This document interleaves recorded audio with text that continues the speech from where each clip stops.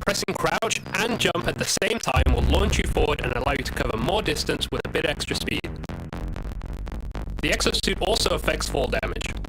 You take around 40% less damage with the exo equipped than you would do otherwise. If you find yourself falling from a high area and land on an enemy player, you will transfer some of the fall damage to the player and also mitigate some damage from yourself. The height you fall from correlates to the damage you can do.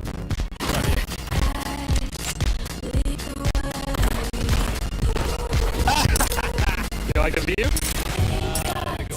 It is possible to kill a full HP player if you fall from high enough. I like to call this a Goomba.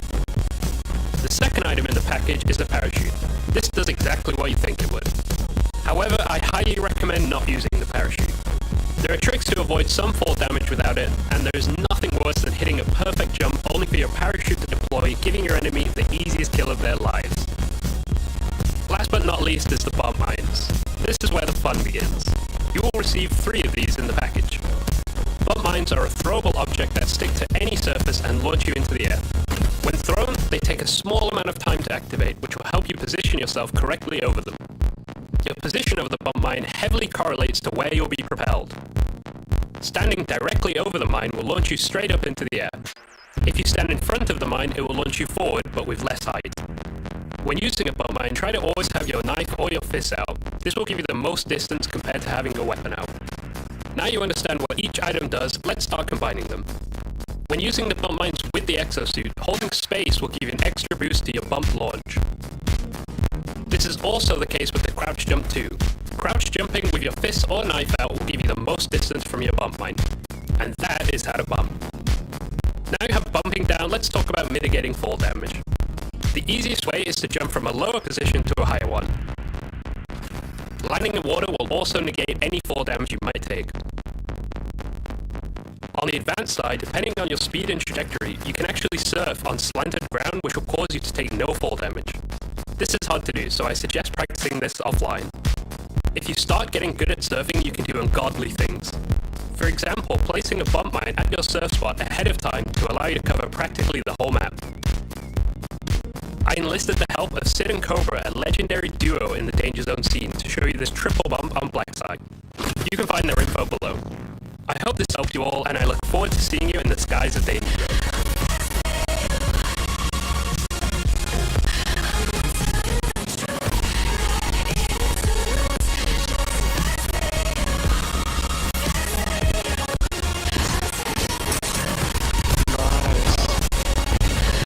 Not so nice.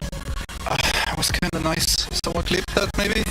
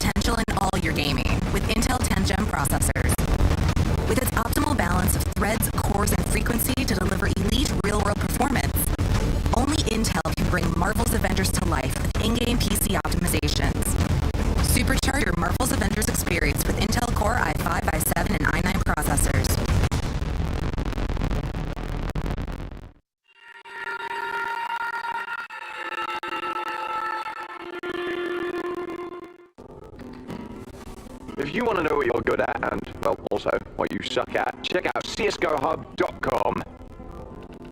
Coming!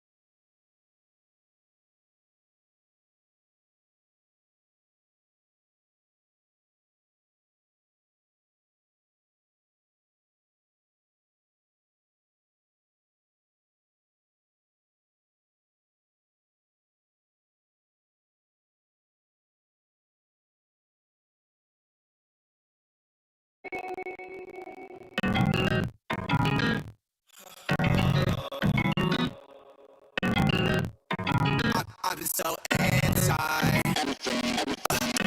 You're a bad chick and you know that. Eyes roll back every time you throw that. Love letter on your bed, I wrote that. I need you and I'm not afraid to show that. Anything, anything, everything, everything.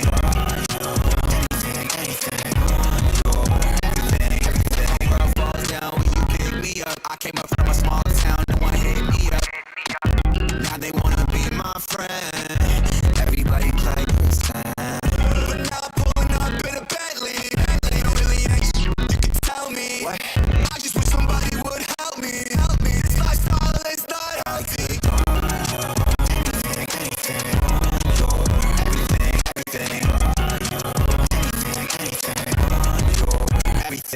could buy you anything, anything, everything, everything,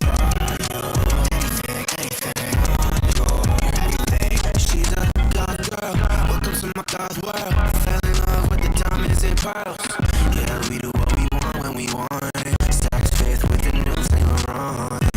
Party too lit, get kicked out. All alone is the only way to live now. Yeah, we do what we want when we want. I'ma get you anything that you want. Anything, anything, everything, everything.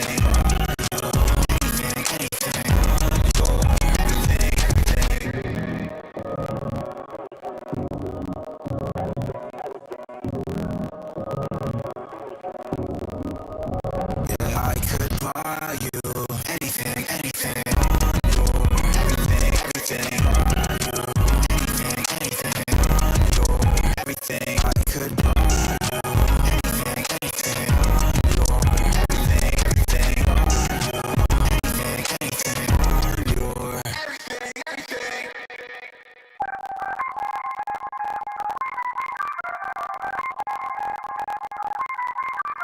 I feel on top of the world, I feel on top of the world right now. I feel on top of the world, I feel on top of the world right now. I always wanted the world, I wanna conquer the world right now. I feel on top of the world, I feel on top of the world right now. I call the shots in the man with the plot and we only go bombs away. Ain't no one protecting my mind as a weapon, that's why I'm a dominate.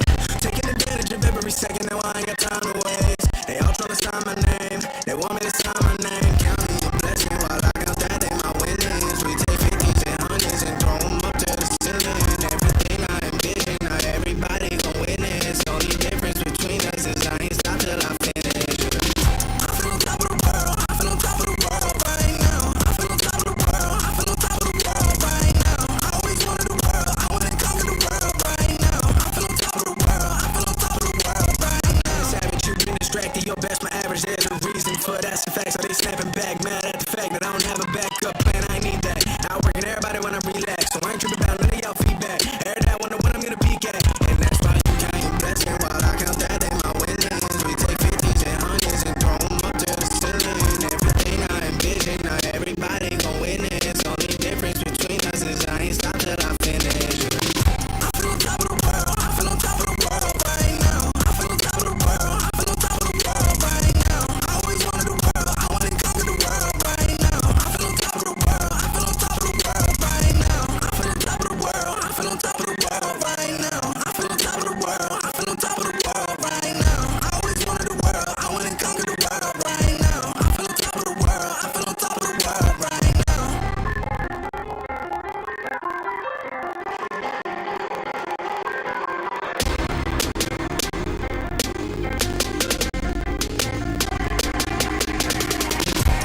Shots in the man with the plot and we only go bombs away. Ain't no one protecting my mind as a weapon, that's why I'm a dominate. Taking advantage of every second, now I ain't got time to waste. They all tryna sign my name, they want me to sign my name. Counting the blessing while I count that they my winnings. We take 50s and 100s and throw them up to the ceiling. Everything I envision, not everybody gon' witness. Only difference between us is I ain't stop till I finish. I feel on top of the world, I feel on top of the world right now. I feel on top of the world, I feel on top of the world right now. I always wanted the world, I wanna conquer the world right now. I feel on top of the world, I feel on top of the world right now. You call my bluff for the last time. This ain't a song, it's a battle cry. No life, I see the clue between the strobe lights and honey. Black face, hey, follow me around, okay, black face, hey, follow me around, okay, used to want it bad, used to want it bad, but I can't face, I can't help you now, okay, follow me around, black face,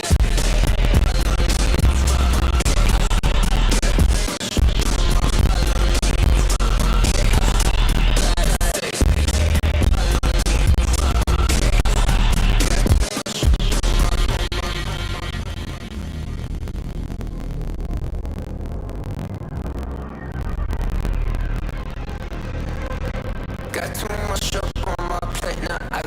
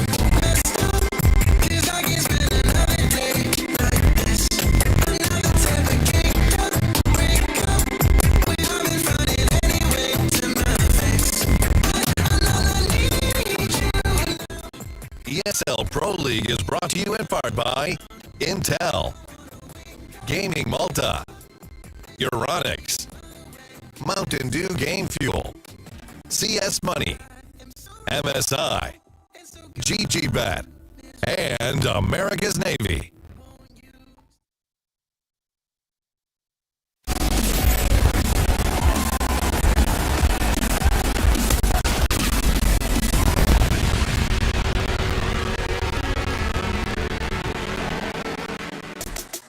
Have no fear, the world is not actually ending. Sometimes it just may seem that way, or at least some of these teams who come to the later stages of this here ESL Pro League Season 12 and haven't really netted themselves a whole lot, but that's okay. Don't worry. We're going to get to take a look at two teams that really have shown us a little bit of something. That's going to be Ints for sure. Not so settled on saying easy for Ints just yet, but I will say that OG are going to have the work cut out for them today. Luckily, all of my flowers are here, and I didn't bring these in. This would have been the other crew. So OG, this is for you. And now with that being said, I can bring in Hugo and Harry, who blatantly have something to say. Yeah, I do love how like the greenery on the plants gets stripped off by this camera and they just turn brown, like they're completely dead. That's awesome, man. Yeah. This is such like an emo desk, and I love it. Yeah. Man, we got a great game here. OG taking on Ents, right? It's the one that we've all been looking forward to. Let's go. Ents currently topping the group, which is pretty wild. They're alongside Navi up at the top. And for OG, this is actually a pretty important day. You know, like they're balanced right now, just outside of that realm that you want to be in the top 4 in your group. They currently find themselves down in 5th. So if they win this, that could be used to propel them up in these standings just a little bit, Trace. That's vintage right there. That is vintage. Vintage. Oh. You can't get this. You can't buy this. And you can't have this. What you can have is the matchup, the Classico that Hugo so much calls it, is that OG Ints game. Yeah, I'd like to be taking on his old teammates, right? That's always a fun bout. We've only had this matchup once. We saw that head-to-head 2-0 in favour of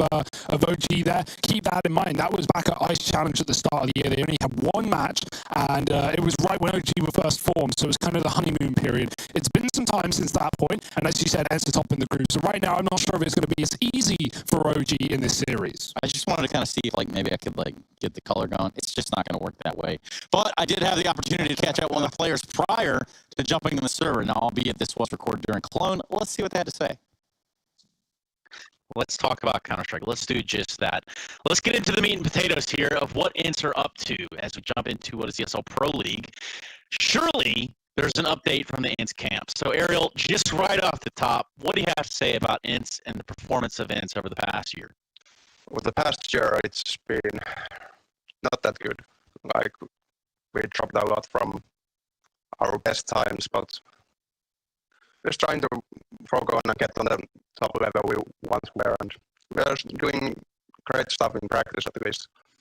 So talk to me a little bit about the Finnish scene then, because obviously, you know, you're a Finnish organization, you keep bringing Finns in. Talk to me a little bit about how the Finnish scene is developing with Ints being that marquee, that flagship brand, being at the very top.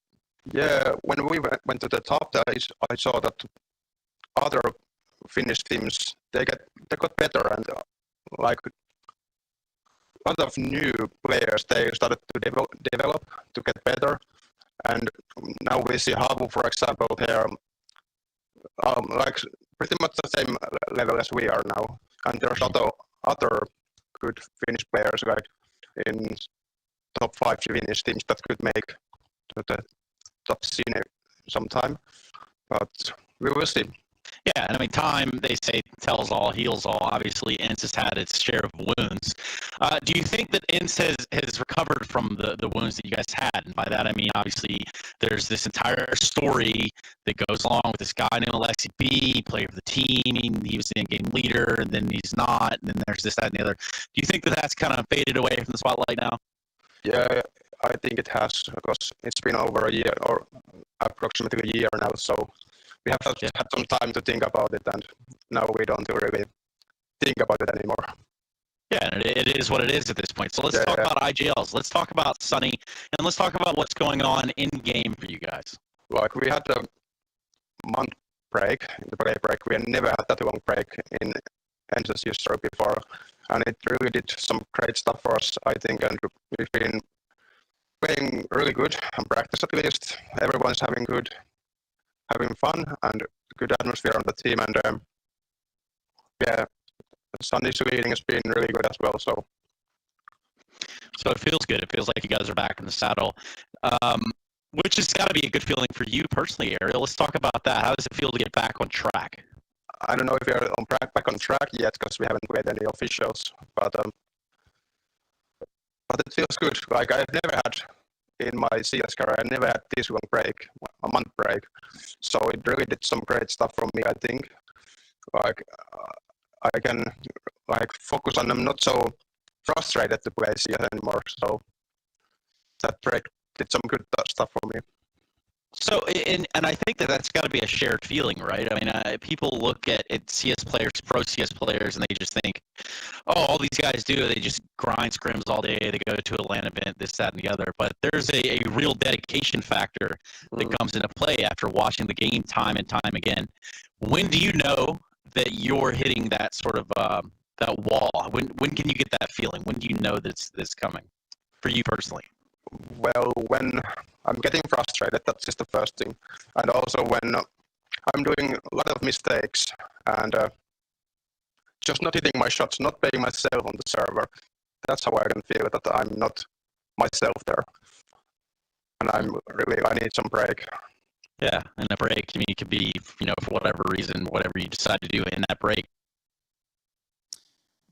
Thank God somebody cut that interviewer off because he is straight garbage. Now, we did get some answers out of Alexi B there. Hugo, I think that piqued your interest. Definitely. I think one big talking point about coming into Pro League is the fact that, as Ariel said, they had that month off. Right? Everyone did is to play a break. Obviously, each team decides how they want to spend that time, whether you want to use it as extra time to prac and to get above the other teams, or if you want to step back from the game and maybe relax, maybe take a break. Well, Ents used it to play, and most importantly, they didn't play at Cologne either, so that gave them a further shot, a further advantage, I guess, over teams in terms of being able to prac while other teams are playing officials. And then Ents come into Pro League and they look really good so far, right? They're 4-1, they're top of the group.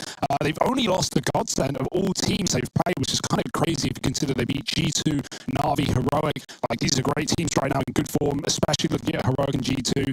So that's kind of crazy, but as we know, Ents, best team in the world. Harry did say it, and we're going to stand by it. I mean, Harry did say it was easy for Ents, but is that really the case right now? They're making it look convincing in Pro League, but overall, where do we think Ents is sliding in? They've got Jean-Pierre, and he can play in this event, so that's kind of cool.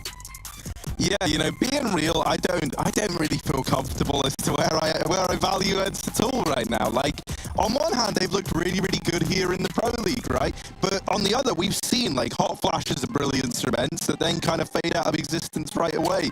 I do think that getting to have Yampi back in the server is going to help out a lot, right? Like, he's been looking real good, and I don't know, man. Like, it's even weird when you look at how they've gone. As Hugo said, the only team that they've lost to so far is Godsend, and then they've got victory over the likes of, like Na'Vi, G2. These are like huge wins to be taken. Yeah. Heroic as well, right? The champions at Cologne, that was like their first wins to open up the Pro League, if I'm not mistaken.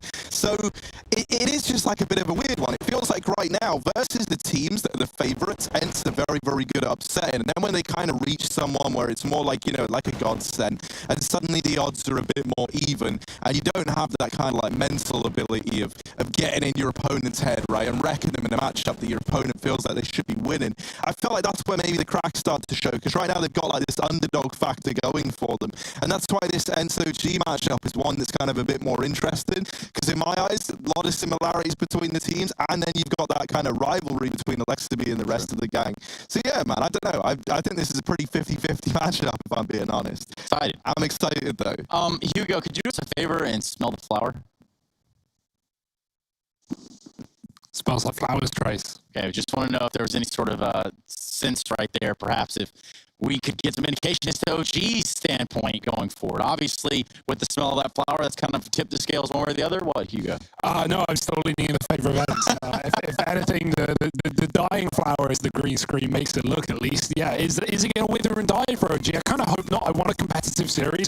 Obviously, we've done a lot of talking about Ents recently, and mainly because we've covered our fair share of OG games, but us three have yet to see Ents in the server. Yeah. So this is kind of a nice surprise, nice change of the schedule. For OG, yeah, it's been a turbulent time. You can see those wins, though, and the losses, close losses against the likes of G2 and Na'Vi. So, OG have been competitive. They've been putting up maps, and they've been taking some series, but this is far more of an important game for them than it is for ENCE. That is very true. And, with OG beating Godsend and then Godsend beating ENCE. Well, it's like a pyramid. Yeah, makes sense. OG, yeah. But then obviously, ENCE did beat all the other teams that OG lost to. So there's always that, right? We could always chalk that one up as well. We can start to chalk up the vetoes, too, because I want to know what maps we're going to be playing. I could just tell you, or Hugo, would you rather guess?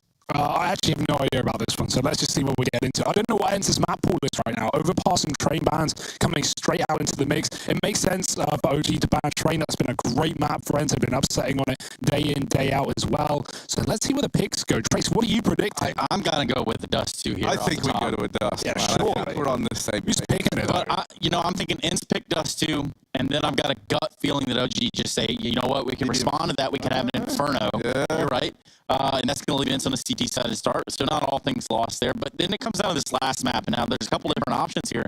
You could think Nuke, but I strongly think it's going to be Mirage. And it's going to be decided by a knife. What leads you to believe that way, huh? Well, you just kind of have to look at the thing at a very surface level. You got to think about the rounds and how the game gets played. And map control. OG banned Vertigo. That's what that's meant to say. Right, Inferno's already been picked. They didn't just ban it again. Real middle finger there. Like, really don't want to play. It's gone, it's gone, but also it's here. You picked that? Yeah. Also, we're not playing. All map series, guys. We're in and out. Best of one. Get it done. We all love it. We wear it. Yeah? That's the, man. Is that what you've gone for today? Yeah, man, I love it. I wear it. That's very loose and puggy maps, though, as far as they come. Inferno, you look great, Harry, obviously. Puggy looking. Loose and puggy. You are a bit of a dog, but back on the server, back to the teams. Yeah, I'm going to try it. Inferno, right? Obviously, that's a little more strategic, but it is one that everyone knows what they're doing. Dust, Inferno, Mirage, that's the El Clasico of Counter-Strike. That's the trio. It's better than us three. It's more known than us three. Trace, have you got any statements to combat what I'm saying? Yeah, if I just, have to return, I'd say the Dust 2 probably, there is a little bit of a rivalry there just by Harry calling it, like a smaller version of Inferno.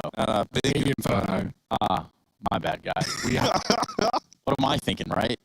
No, but in all reality, let's start to look at this from a maybe not so much an objective standpoint, but perhaps your predictions, Hugo. I mean, you've kind of already leaned one way, but will you stay true to it? We know you to be a little bit of a flip-flopper here.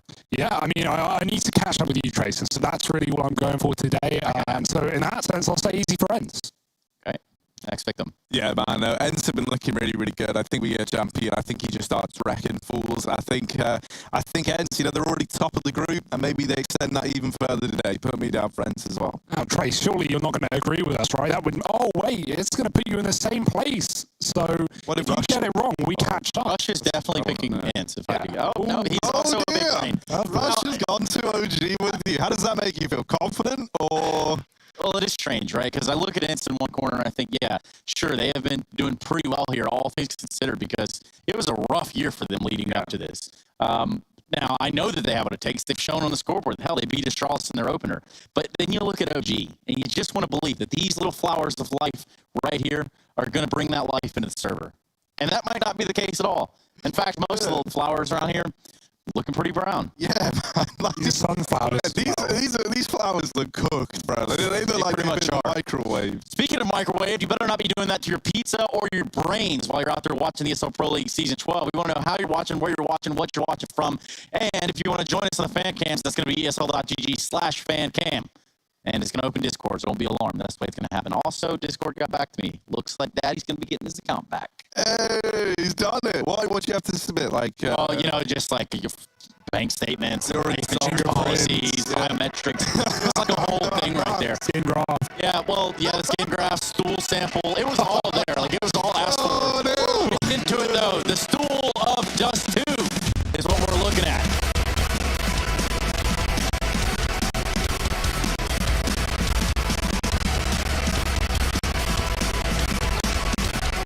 Gentlemen, if there's one thing I can say coming into this game, I think we'll all agree on, it's #FreeYampy.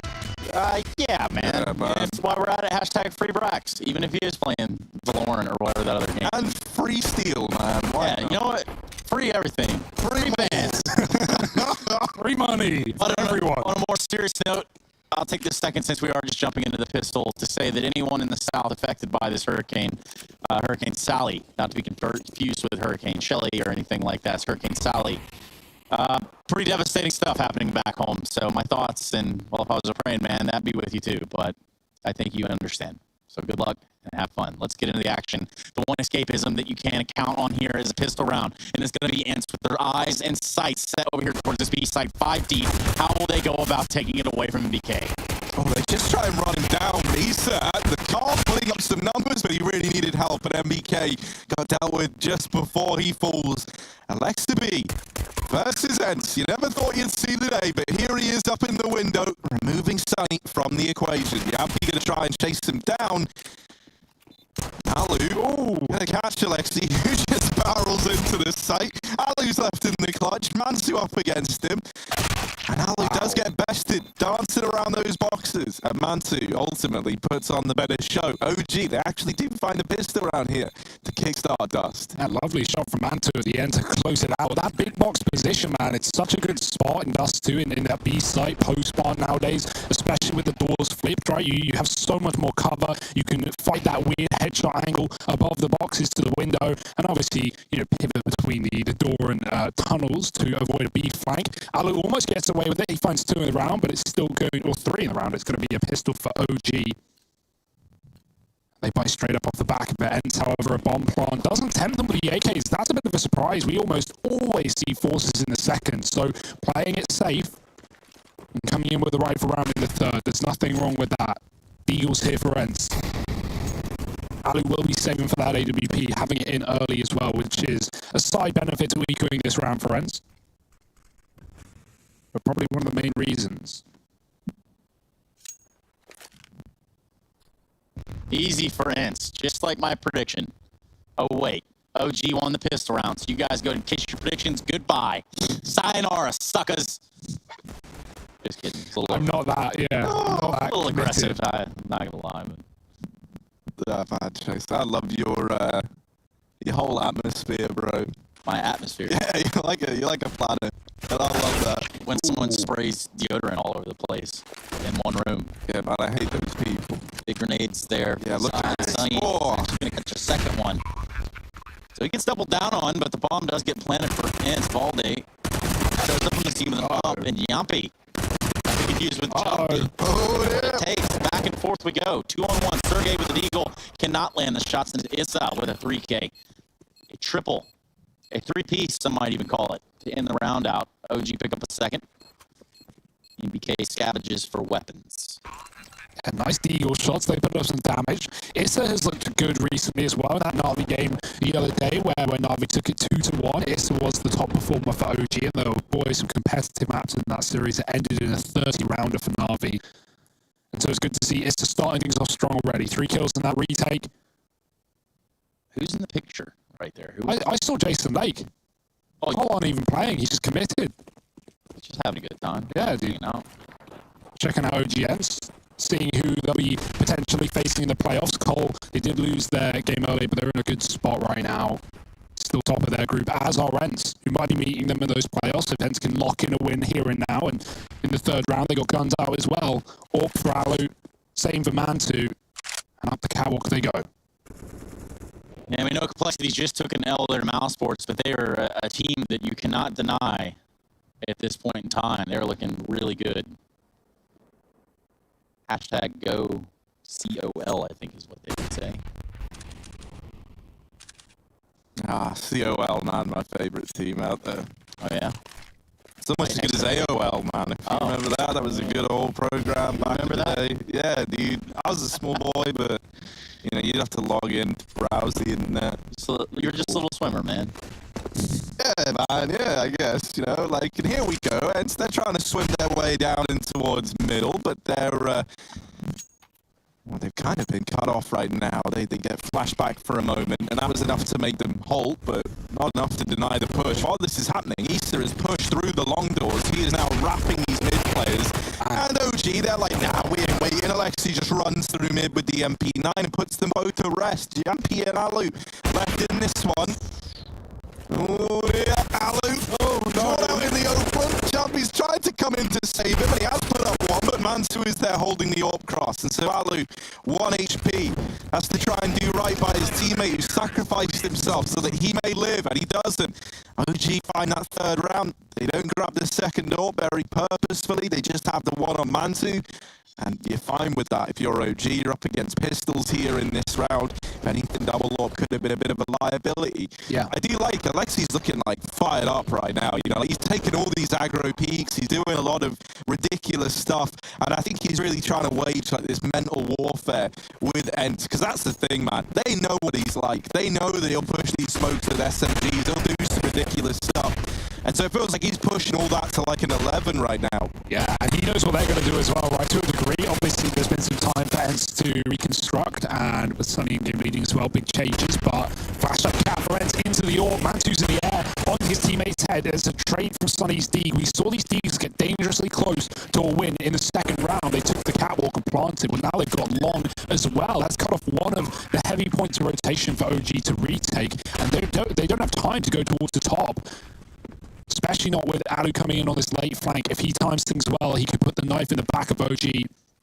Oh dear, there's the spray. It's a whiff for Alu, and oh, not a pretty one. Ez can still hold on to this round, but they're relying on two now. Ariel in the sight, waiting for the ramp cross. Ista's jumped up, he's got the info. And Sunny, with the open pond, has an M4 towards long. This could still get claustrophobic for OG. Alexi B with a kill. Sunny trying to cover, and now he's alone against four with the bomb in his favor. He's found a headshot. There's a second, and trying to get them off the bomb. The defuse is in, but Sunny denies it. And that's the round for Ents, all off the back of Sunny in the pit. 4 kills, no saves.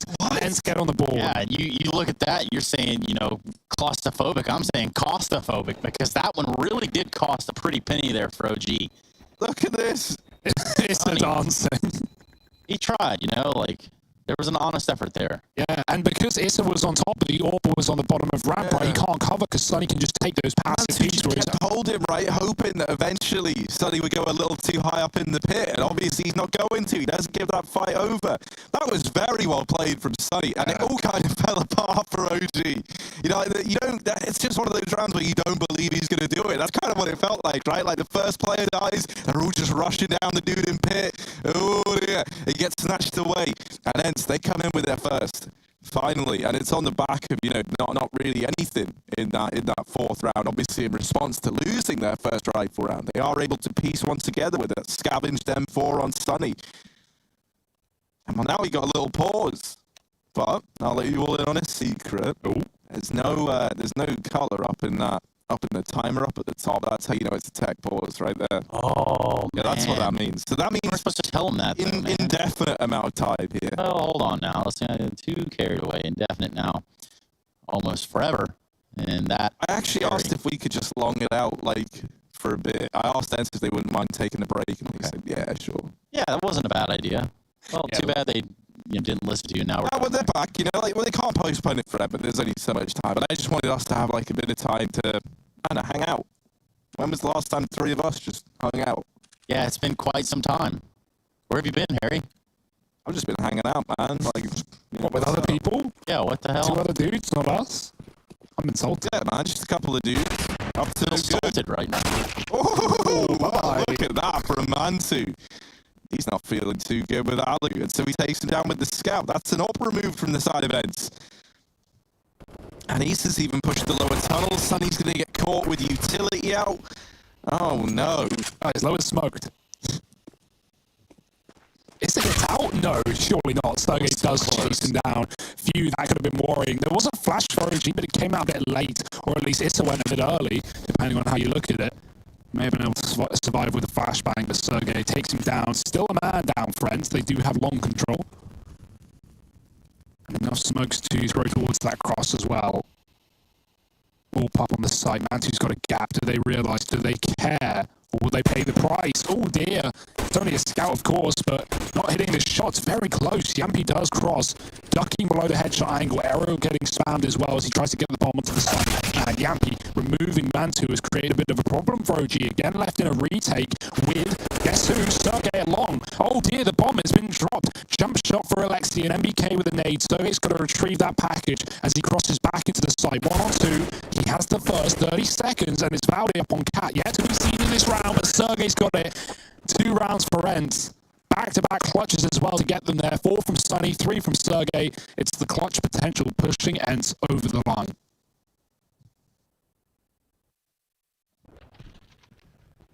And that's the thing for OG, like, yeah, they're great players as well and have a lot of experience, but I mean, Ents, they've been there before as well, and, you know, many of these players, even in different teams as well, have played at that top level for some time, so, you know, we've got the young guns, we've got the firepower of Sergey and Yampi, we've got experience on Alu, on Sunny, and Ariel, he's been around the block, so it's not going to be an easy win for OG by any means of the word. Alexi, hello.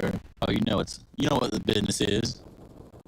You know what's about to happen right here. Alexi V about to cook Alu up. Maybe.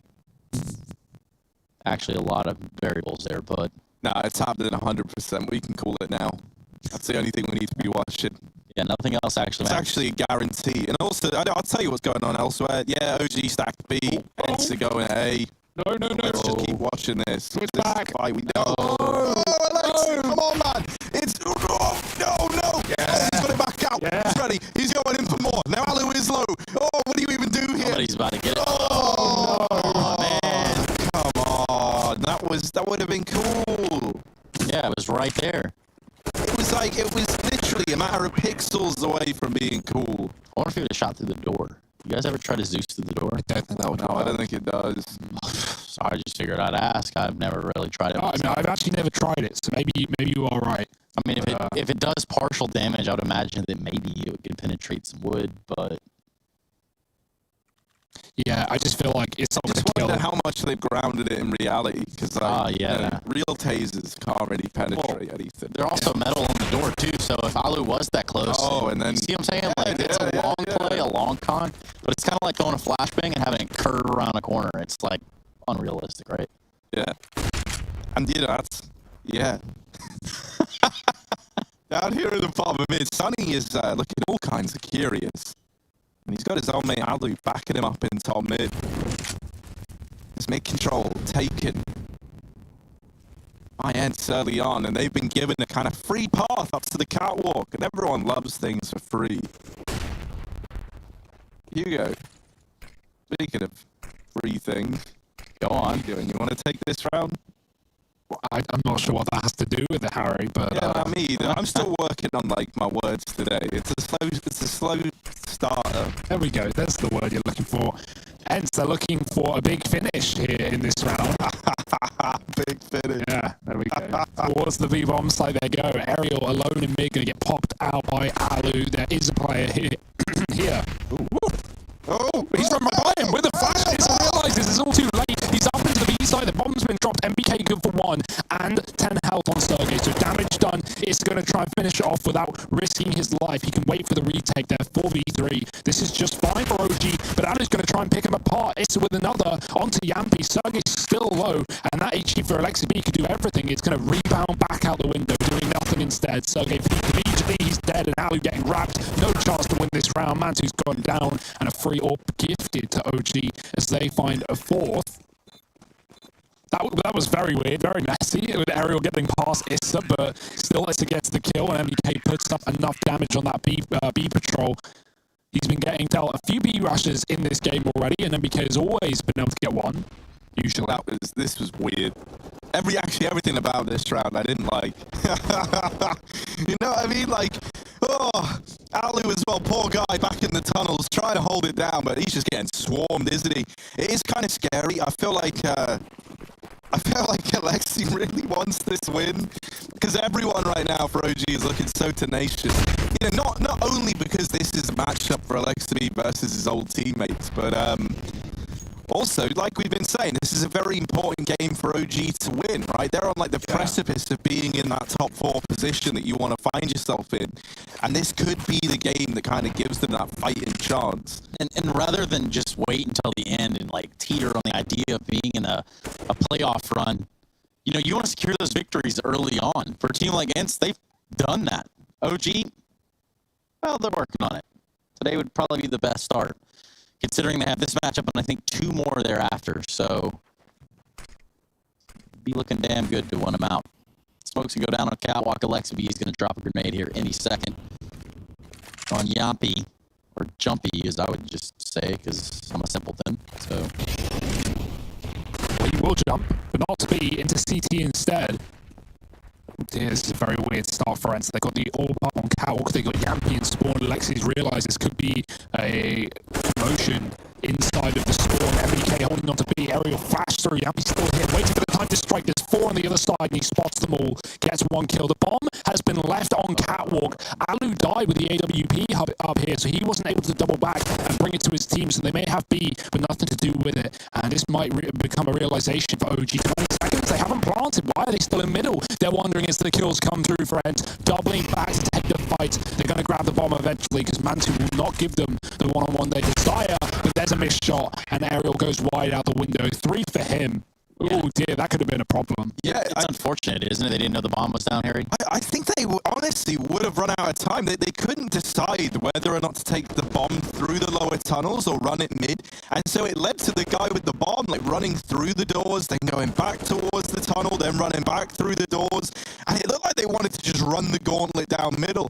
That could have gotten out of hand, and luckily enough they were bailed out, right? I love that. I love this bottom middle camera. Just the 3 guys chilling in a home cinema. That's classy, man. That's classy. When are we going to build a home cinema for us to read? A home. That's our home. A home what? Seminar. Oh, a home seminar. Yeah, a home seminar now. Thank you all for coming. A home centaur. The Cinema Challenge, I remember that. Ah, yes. Dude, centaurs. That's what we should be for Halloween. Maybe I am. When I get off work, I just become one. After midnight, like a werewolf. Yeah, well, you guys have seen me here. That's all. Yeah, basically. Yeah, man. That's pretty cool, dude. That's a cool idea. We should pitch that to Disney. Yeah, maybe get Pixar involved. Maybe just animate our lives. So we're really cool dudes, we swear. Yeah, we're all like kind of like hard forces, you know? Like, if you can imagine it. Dude, I'd love to be a horse, but we got Sunny over here. I think they're just going to make your top half just the horse and then I'm regular human legs. And the head's just really heavy, so But I'm it's like only- dragging myself along. It's the horse body with 2 human legs and 2 human arms as your legs, so it wouldn't really work. What? So you're walking on your hands. Yeah. That's unfortunate, Harry. Yeah, man, because then I'm just like some kind of monstrosity. It needs to make some kind of sense. This re-aggression is good for OG. I just haven't realised. Flashed in, there's 3 there. It's a bit messy, but Valdi gets a kill and drops the bomb as well. Line up for Sunny on the cards, and he's got them both. Molly not needed. Alu kills Lexi coming through the mid doors. And yeah, it was just an eco for OG. They tried to crunch on the catwalk, and then were ready for it. They were ready for the re-aggression. And you know what? I think this would probably be the most appropriate time to get everyone out there watching to draw Harry as a half horse, half human. And let's see what the absolute worst one we can find Yeah, is. take it like full creative liberty. Oh man, I really called it Creative liberty. Yeah, full creative liberty. It's like, Alu, he's taken a bit of a liberty here as well. He just nails MBK on the cross. Yeah, so get that horse photo, tweet it to us with hashtag ESL Pro League, or just rock up on the fan cams and hold it up to the camera really That's close. a smart idea. Yeah, what could go wrong? No cheating, though. I'll know if you've just taken an actual horse picture. It'll be obvious. I've seen horses before. Alu, it's been pretty deadly. Him and Mantu exchange a glancing blow through the door, and they both get brought down to about 27, 29 HP. Those are the 2 HPs. Didn't need to step out. That's what they are. Yeah, but still, it's into this 5-on-3, isn't it? And that's the real talking point right now. Valde. Mid to be. Yeah, dearie me. And then someone else caught the flash. It's not like very finessed, but hey, you know, they're still with the advantage. It's still looking good. The Cam Mantu put a stop to that. There's one onto Sunny. Now, he was tagged earlier on by Alu, but just the presence of the AWP at B is enough for Ents to say, yeah, we want nothing to do with it. But now they've got to try and cross mid, and that leaves them in the firing line of Valde and Alexa B. They do get the bomb on the catwalk, and that's been able to just skirt on by. So now that bomb plant can come in over towards A. OG still hanging around middle, but the longer they wait, the more damage Alu is doing. And so for Valder and Mantu, it might just have to be a save, as devastating as that is. As much damage as they've done, as good as this kind of started to look for OG, ultimately it will be a 6th on the board for Ents. Oh, the timing. Valder looks away and gets peeked by Sergey. Yeah, I like the setup there for OG, right? They read into the fact that Ents were going B, but as you said, the information, the org that Ents see is enough to send them out. And then they cross mid, and they hear the org and the N4 there. So even if there's, oh, dear Mantu, man. Keep hitting him. Another one. They're close. And yeah, he should be dead here. Oh, no, he realized Mantu's so fast, but 2 HP. Can't go too close to that bomb, and Yampi's running right down middle. Let's see. Ace? Yeah. Not bad for Mantu, but unfortunately it is a lost round. It's great for the pride and the bank account, but nothing else. Going back to that point, though, yeah, Ents spot both players in mid with different guns, and so there's no question about where OG is set up. They know A's clear, and the fact that no one gets a kill, Alexi's org spray finds damage, Valde catches Yampi from behind, but again doesn't kill him, and so Ents just get up onto A with 2 and a bomb. The round's won at that point. Ooh, dear, I wouldn't want to be crossing these mid doors past Alu. Mantu's going to smoke mid and climb up on the box. I love this play, but doesn't see Alu there and has to consider lower tunnels as a possibility. Alu now going out a bit wider, but it's all too late. This does mean Ents will be a little scared of lower tunnels and will take time clearing this position out, but they've already done so with the bomb. Molly up Cat to keep the pistols back, and the orb is sat here as well.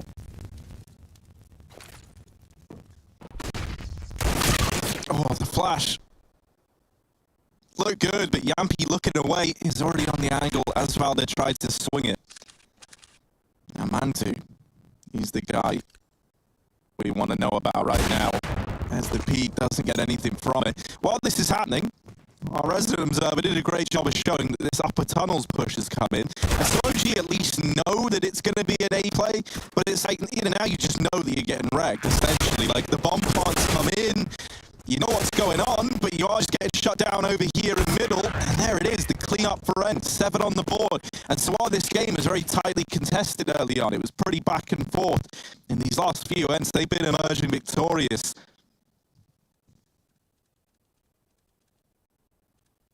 There is the chance to put a stop to all that misery now for OG. But if they don't pick it up here and now, they're staring down this awkward scenario where you kind of, you know, you invest, you're a bit more tempted to save as well, you know, you don't take as many risks here. And as a result, Ents could look to just kind of steamroll their way through the end of this half of play. And Alu, he certainly seems up to the task. Yeah, he's been great with these opening kills as well in this map. And this might be a bit of a fake. OG is scared of long, but Enter setting up towards B with 3. No bomb, very late. 2 in B is a bit of a change for OG, who've often just had MBK on his own. This time it's just waiting, he can't see the smoke fade. MBK from above, catches Sunny with nades out, and it's will follow up with the 3rd. That is a mode down. Back to A and to go. That bomb bails from the spawn and drops down middle. Alu's already up the catwalk. He hears one player in CT, but Mantu's posted on the car with the orb, and we know what he can do, but he's looking the wrong way. Back he goes again. Alu has to be quick, and that's just too fast for Mantu. Aerial in a clutch again for Ents. Now, they've pulled a couple out of nowhere, but this is even further where than nowhere. Elected B's in the back. Oh, we have our first submission, Hugo. Is it good? Oh, it's not bad. It's not awesome, but it's not bad. It's actually on par with what we were looking for. Wow. Is it by Commander Green? Maybe, but maybe we just kind of leave that all up to a surprise and we get the show on air, which I'll kind of coordinate now. It's pretty, yeah, I've seen some pretty legendary ones. It's pretty good, isn't it? That one's up there. Really That's stole the show. Wow. That's the one that we need. That's How the do they do one that?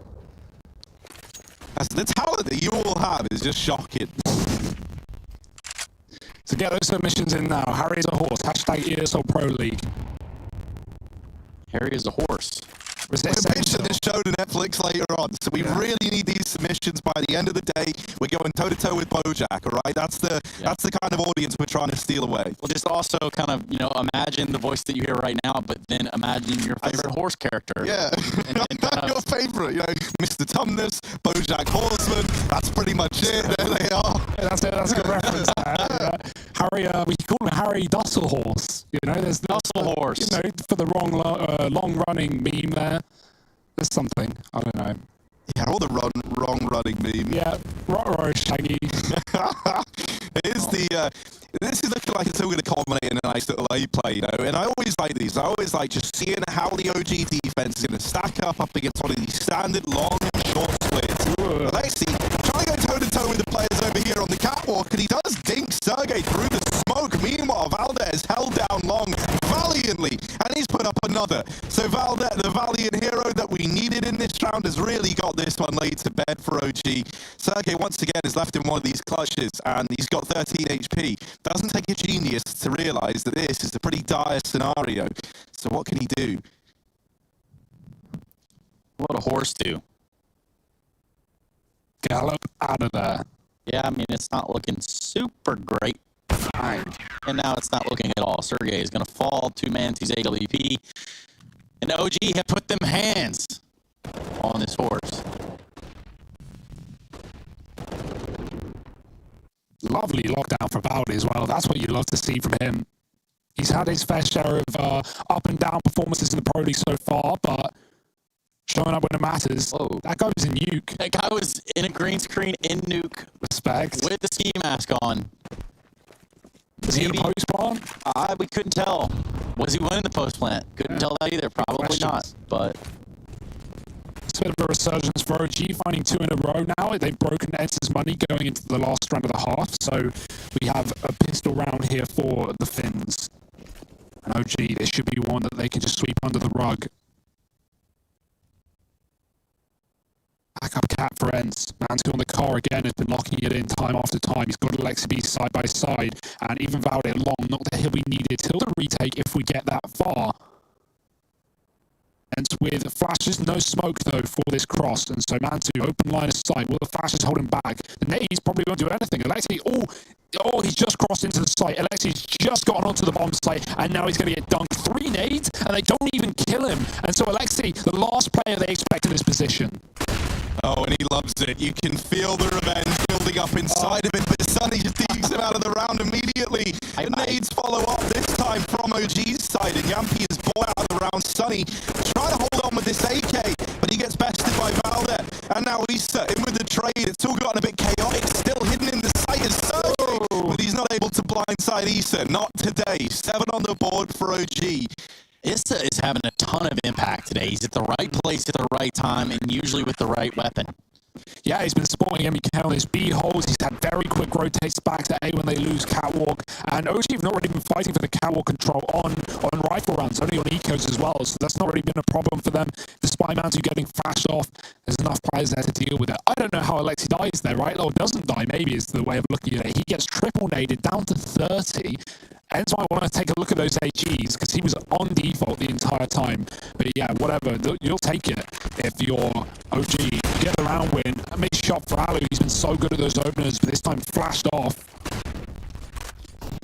4 on long for OG. Do they send players back, as mid and B has been a bit of a go-to for instance the T side. Now, we've seen some missed mid to B smokes. There's a Molotov landing in the right place for Sunny in the corner.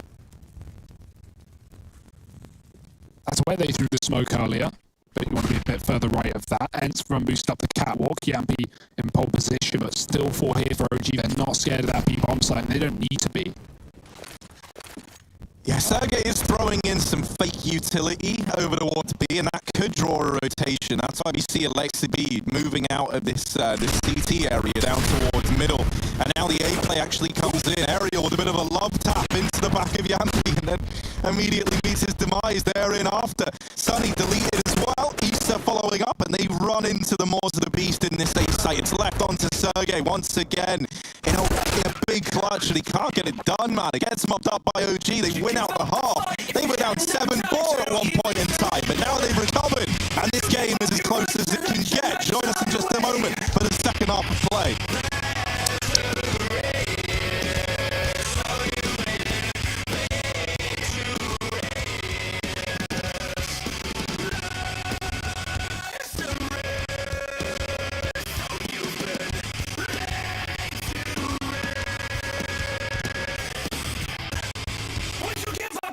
And let your life slide away.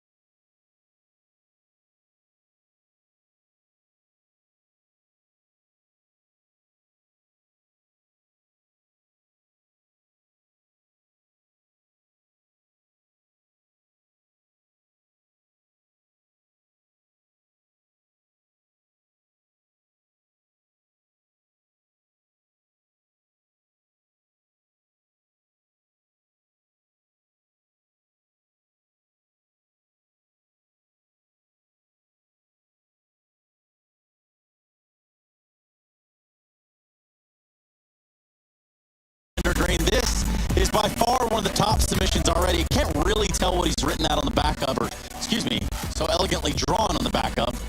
But if I had to guess, it was something decently important. Welcome back to ESL Pro League Season 12. That was a short little sketch of Harry the Horse. And, of course, we're taking more submissions. We can show yours on stream as long as it's not, like, too outlandish or too good.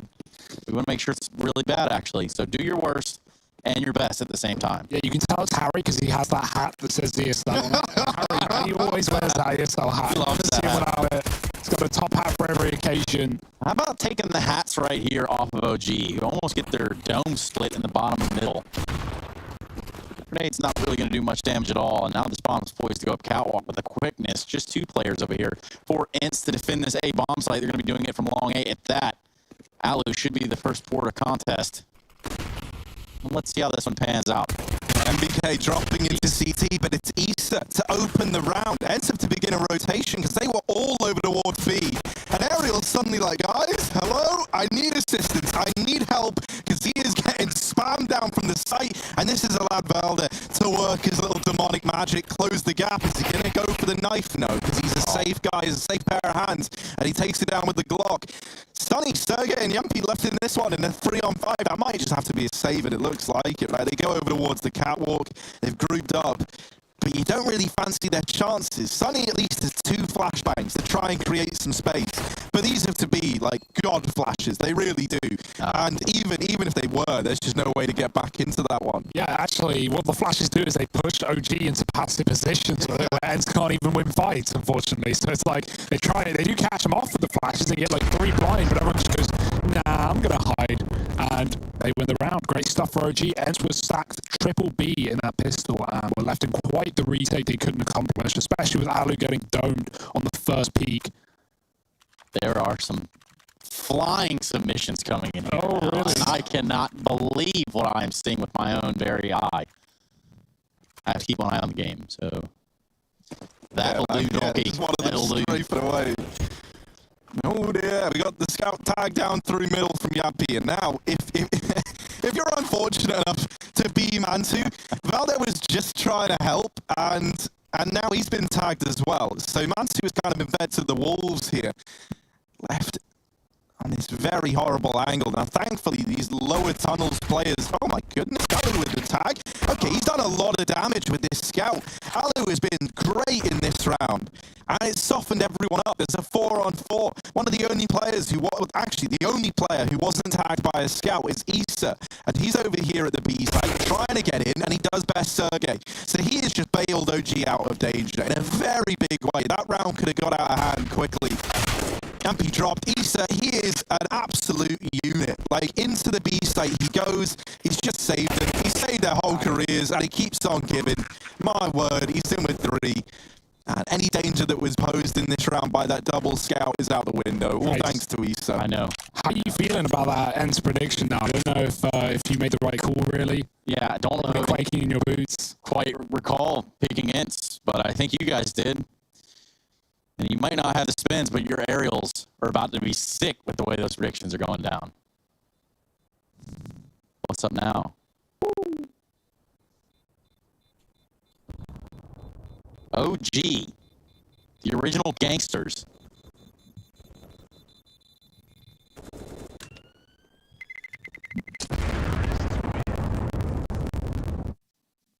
Just a ton of content coming in at this point that we're having a hard time sifting through it all. Oh, yep, here we go. This might be something. Oh my God. All right, that's going to make the list. Okay.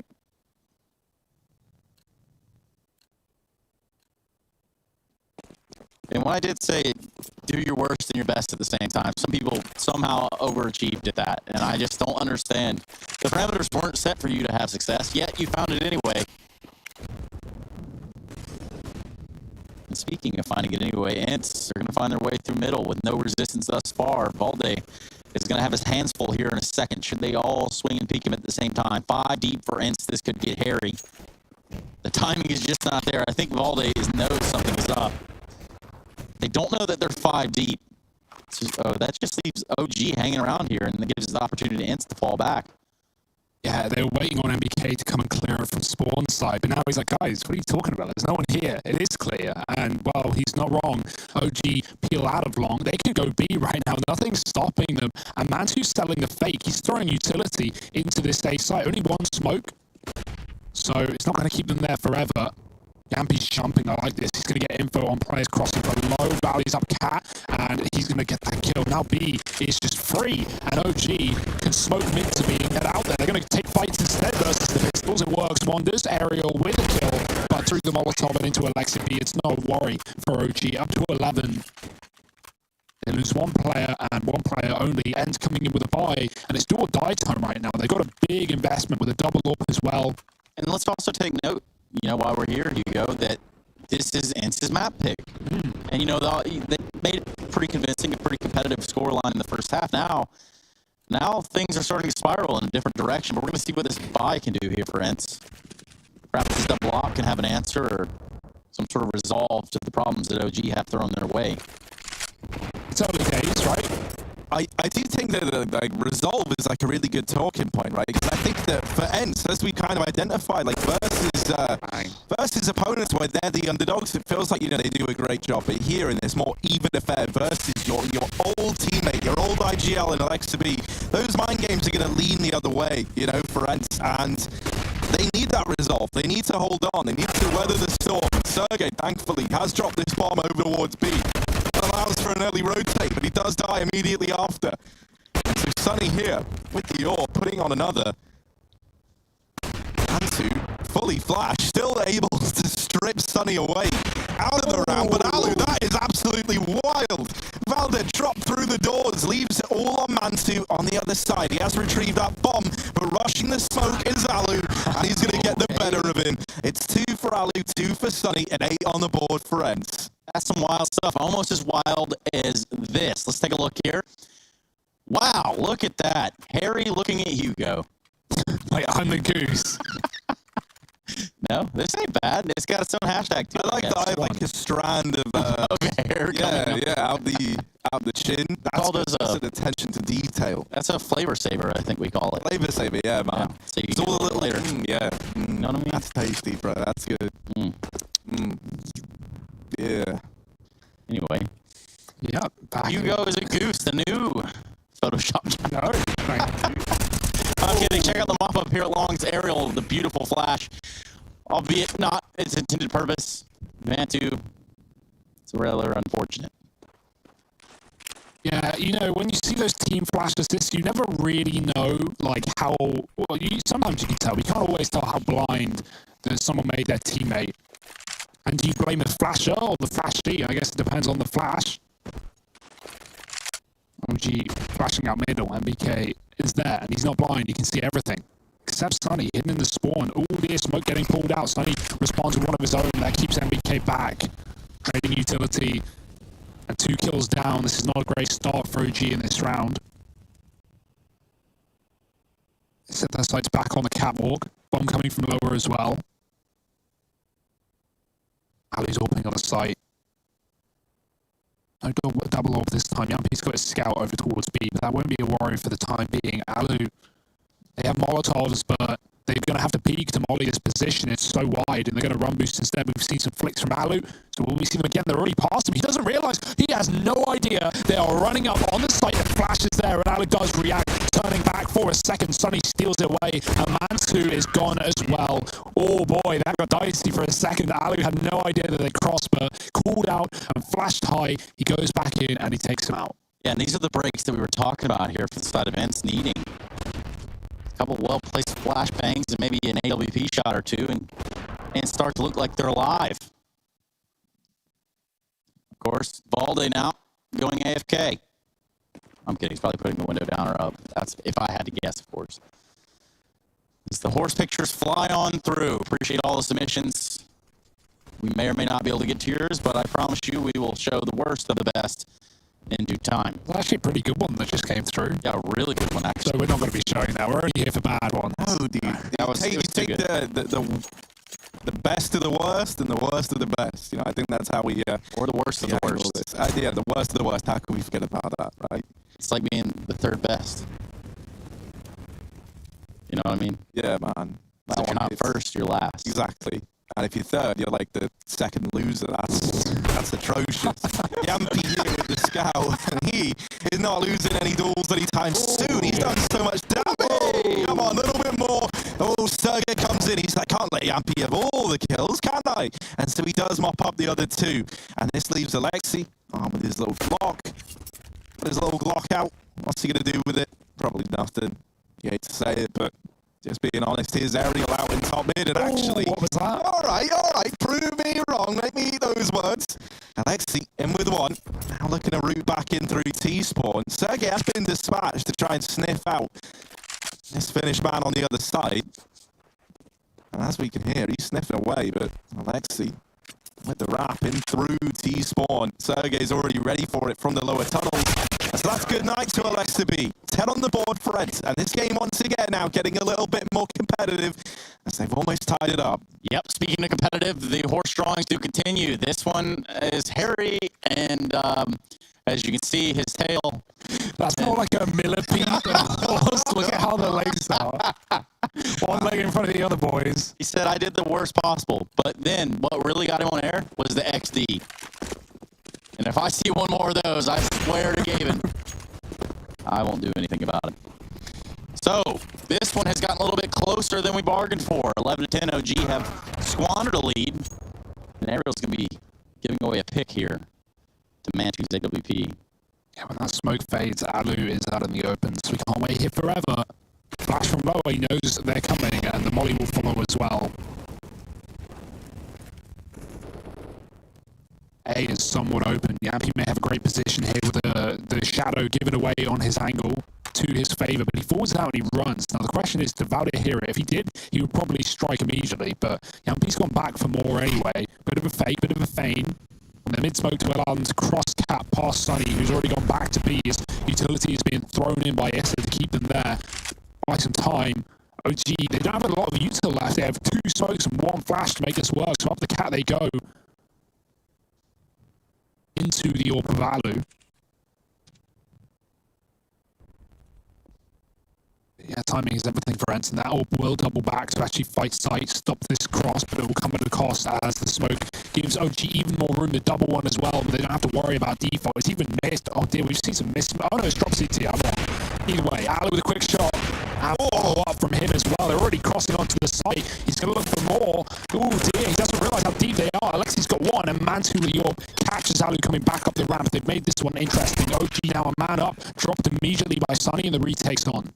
Yeah, Valde with this late long crawl, but he has been spotted and finished off by Sunny. This has been so back and forth, but in the end, it's left on to Mantu. In a 1v2, both players in through CT, and Mantu's got no idea where the second man is just yet. Trying to play passively back in the site. There's one, the other at the ramp, and Mansu makes it close. But the trade comes in from Sergey. The all picked up, and it's 11 on the board for Ents. They do tie this up.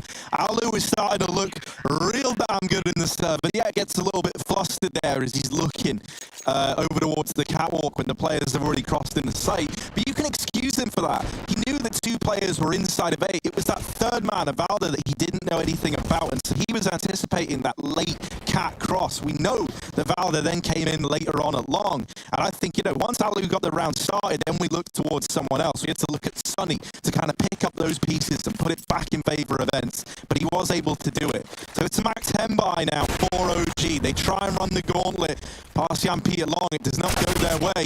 Ariel turns for a flash that never even arrives, and Alu is there to keep this in favor of Ents, putting on a bit of a show, best in after 2.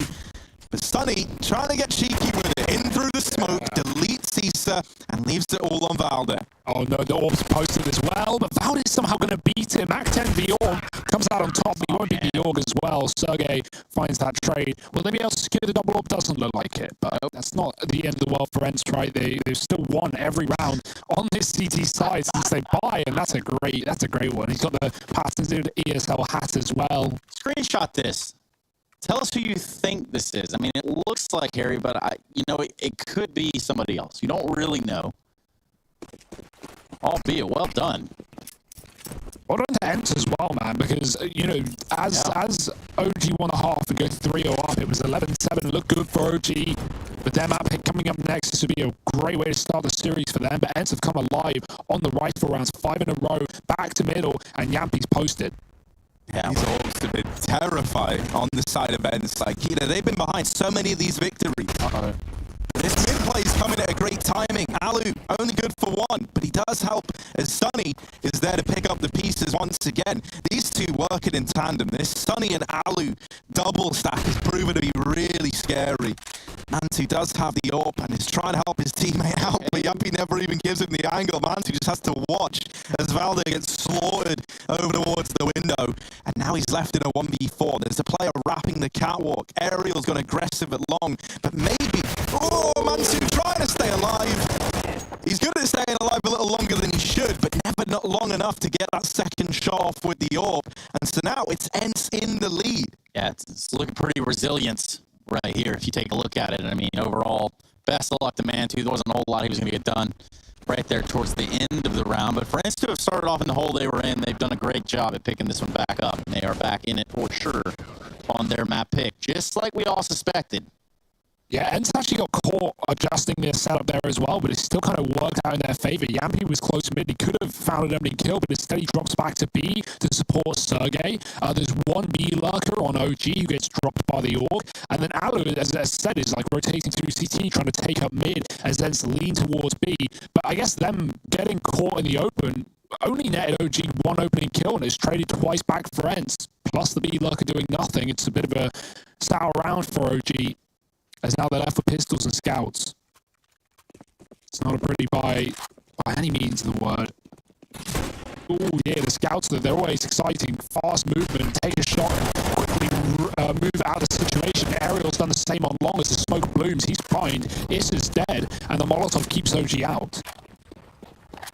Look at Alu. Ooh. He's holding lower, he didn't see the head. Alu's like, yeah, I'm getting out of there, man. I'm good. I don't want to be in middle when all this goes sideways. And that's where these Cat players have come in with some brilliant utility. They've brought Mantu down low. They force him out of his hidey hole. And they're trying to capitalize on it. The flash is good, but Mantu still able to overstay his welcome once again. Will he get any more than just this one with the Deeg? He's already getting the hell out of middle, trying to run away, trying to come at this from a different angle. But a 1v4 is 16 points of health. Now, Yampy and Sergey are both low, but that's really the only thing that Mantu has to hold on to. And Aerial went aggressive through Cat earlier on in the round. He's now holding this cross in T-spawn. He's ready and waiting to deal with Mantu, and he will. 14 for Ents. So yeah, you know, we come into this second half. OG, they 8-7 the half, it's looking good, they win the pistol, they get the conversions, they get 11, and since reaching that 11-7 scoreline, they haven't found a single round. Ents have been taking this dominantly the moment these rifles have come out. And the thing that's even scarier is, like, think about how good this double AWP has been. Well, because these rounds have normally been pretty clean for Ents, they can keep investing in that double AWP setup no matter what. So it is going to be a grind back into this game if you're OG. Oh dear, and Ents, they're not waiting around. I love the confidence on display by Sunny, getting aggressive. He has been in many rounds, but this time pushed to the top and middle. He's going to clear long and realize they're wrapping B through T-spawn. That can allow Ents to set up heavy in the site. Did they adjust? Did they rotate? We already see Aerial dropping off Cat and running towards mid as well. It's going to be a full B crunch. Ents have all the information. Not just that, but even if their B players fall, they're going to have such a quick retake available. Sunny might be able to kill players lining up smokes. He's got 3, and on the spray, Sunny decimating OG. He's got 4, and it's only Issa stuck in the tunnels, getting pushed from all positions. Nowhere to go, nowhere to hide, and it's Sunny chasing him down for the ace. Wow. Easy for Sunny. Right there from spawn, lands all the necessary shots, and that puts Ents up to map point. Not really how you saw this one going. If you tuned out of the first half, you just look back in and what the heck's going on here? Well, here's what's going on. Sunny making it rain on OG. That's so sick. That is absolute filth. And I like to think Sunny's like, yeah, Alex B didn't teach us that one, did you? Just runs in through T-spawn and guns them all down in the back. Oh, dearie me. For OG, they're now up against 15. They need 4 in a row to get this to an OT. And Yampy's pushed the lower tunnels with this AWP. They do look aware, don't they? They're going to try and flash him off the angle. Yampi's so damn blind. They're chasing him down. The Deagle's down. Can he hold on? He can't. Alexaby gets the better of him in the finish head-to-head, down in the lower tunnels. And now this orb in Alexaby's hands. Alu scoped up on the angle down here in mid, trying his best to hold on to the control that Ents once had. Sunny is aggressed at the catwalk as well, but has he bitten off more than he can chew? He's dodged the player in lower. He's dealt with Mansu, but there's a lot of bodies here, and he still will put him in a bag, as now Ents, a man down, able to trade back into it, but only briefly, as OG keep this control in their favour. Yeah, Yampi crossed lower, but Mantu was in spawn jiggling on the left side, so he actually spotted him go there. That's why OG was so convinced to flash him and take him down in under. So OG a little more aware of the aggression after it does lose in the previous round from Sunny pushing into T-spawn. They don't want to fall for it again. Man up on Cat, no one here to stop them. Alu is rotating into a position where he can actually use utility and try and deny this Cat play as well. If the molly comes down, it could be big, but the grenade is huge. He gets tagged though, down to 15. It's going to be a bit of a problem here as OG try and cross. They don't have a load of grenades. Alu with a shot, he's dropped the bomb. It doesn't go flying into CT, so this is still retrievable for OG, but they're scared of the repeak. Setting up the orb.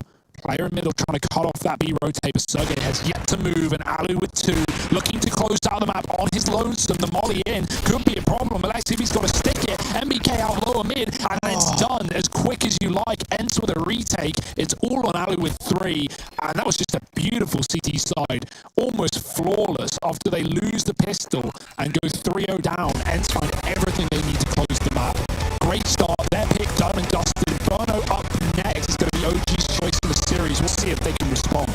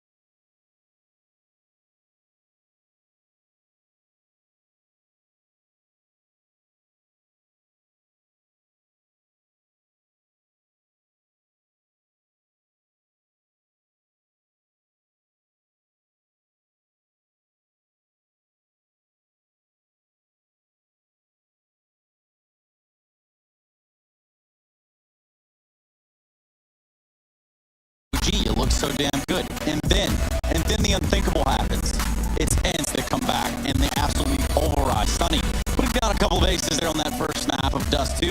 We begin to start talking about it, but also we need to keep in mind that there are more maps in the series. Join with me are Harry and Hugo, so let's check them out as well. Guys, what are we thinking about this series so far? Trace, you can call it unthinkable, but that's just because you didn't predict it. Me and Harry, the big brains in the office, we know what's going on. Ents know what's going on. They're in control. Brains. Yeah, you could say that. I mean, I wouldn't, but I just did, didn't I? OG, they won 6 rounds off of pistols and conversions, right? That's great, obviously, but when you look at the end result, especially if you look at it in just like one map and you go, oh, well, 6 of their rounds were like 3 rounds. Not that simple, but it's a good way of putting it.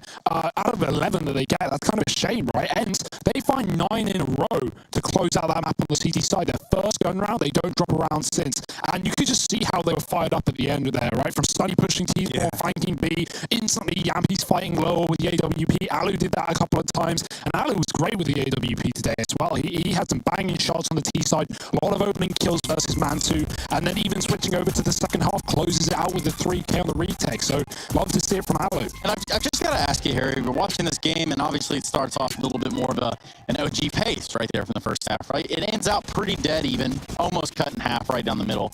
But then there's something that just sparks Ents, and I don't know what it was, but you can almost feel the tension change in the server to Ents that were playing on the back foot to Ents being in control. And it might be on the back of plays like that where Alu just says, you know what, to hell with it. I'm going to push the smoke. I'm going to get this last guy, and no one's going to tell me otherwise. Yeah, there's nothing scarier, right, than a team that's been performing well above the level that you would kind of hold them at coming into an event, that have, like, not necessarily a grudge against you, but, like, a real reason to win, right? Like, they want to beat Alexa B. And then you couple that with the fact that they go on this huge run after the rifle rounds, right? You could tell the confidence was just at an all-time high. And they weren't playing, like, orthodox CS, you know? Like, if you're Alexa B, you know this Ents team very, very well. You know what they like to do. And when they're just kind of throwing the kitchen sink in at you, and they're pulling everything out, like T-spawn wraps through middle, lower tunnels pushes, the confidence is there. It's very hard to put a stop to it. And I think the only way that that ever turns around is, like, if once that confidence has started to peak, that's when then you find your success as OG, because then it's very hard to, like, get back onto that same wavelength. But, man, they didn't drop around since the pistol. So, yeah, man, that never happened. That breaking point to get back into it never occurred. And so the confidence just kept building and building and building for Ents. And, you know, Hugo, I'm looking at this, and he's talking about a kitchen sink, and I'm thinking, like, maybe avoid the kitchen sink, because we're also going over to Inferno.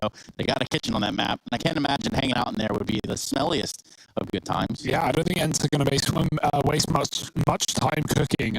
Maybe cooking up a storm in this series, maybe looking for a 2-0, but is it going to be that easy, Trace? I'm not too sure, right? This is a good map for OG. It's one of their most played. It's one of the highest win percentage. And for Ents, they've only played it a couple of times, and so they haven't really got a lot to show, or at least haven't shown a lot, so OG might not know what to expect. But that being said, yeah, this has got legs on for a 3-map series, but we do need those individuals for OG to carry through.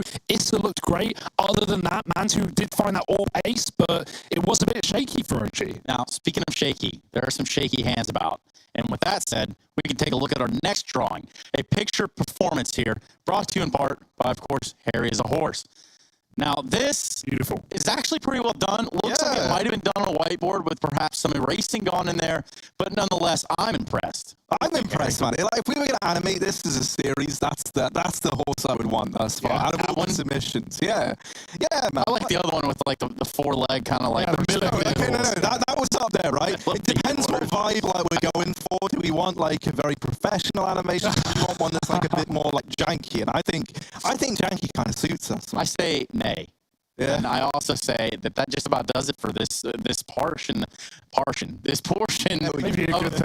the game itself. Obviously, Dust 2's in the book. We look at OG's pick coming up next of Inferno, and perhaps, just maybe, if you stick around long enough, we'll get something so incredibly awful that we have to show it on stream. It's going to be mocked and modeled after Harry Russell. That's right, everybody. We'll be right back with more ESL Pro League Season 12.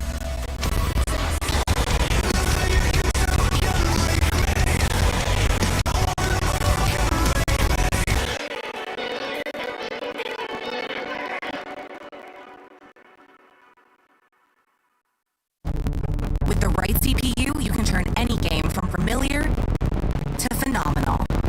Unleash the potential in all your gaming with Intel 10th Gen processors. With its optimal balance of threads, cores, and frequency to deliver elite real-world performance, only Intel can bring Marvel's Avengers to life with in-game PC optimizations. Supercharge your Marvel's Avengers experience with Intel Core i5, i7, and i9 processors.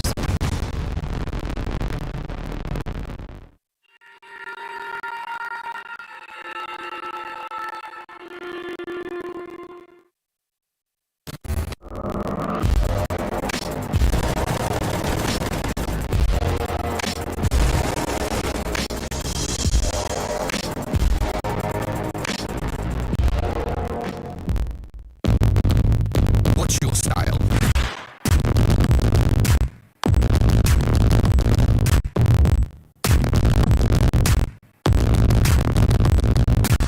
Get your merch at shop.eslgaming.com.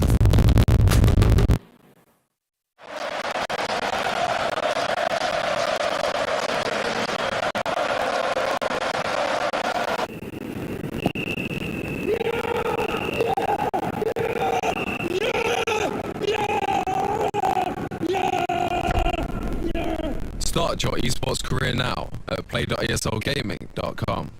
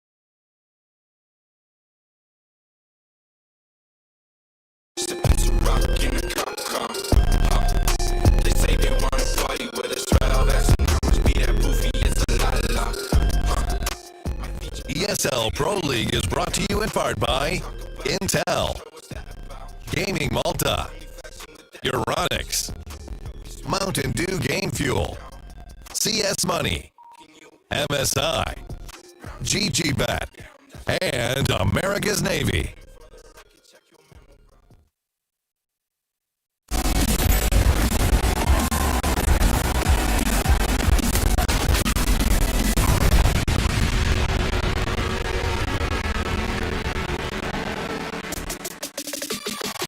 This is the story of ENCE versus OG. OG picking Inferno, and ENCE having picked Dust 2. They do win it out, 16-11. Now that takes on our second map pick. That's right, back-to-back maps in a series. That's how best of threes work. Welcome to Not Living Under a Rock. Welcome to the ESL Pro League Season 12. Speaking of rocks, got two of them right here. So, guys, how are your pebbles looking?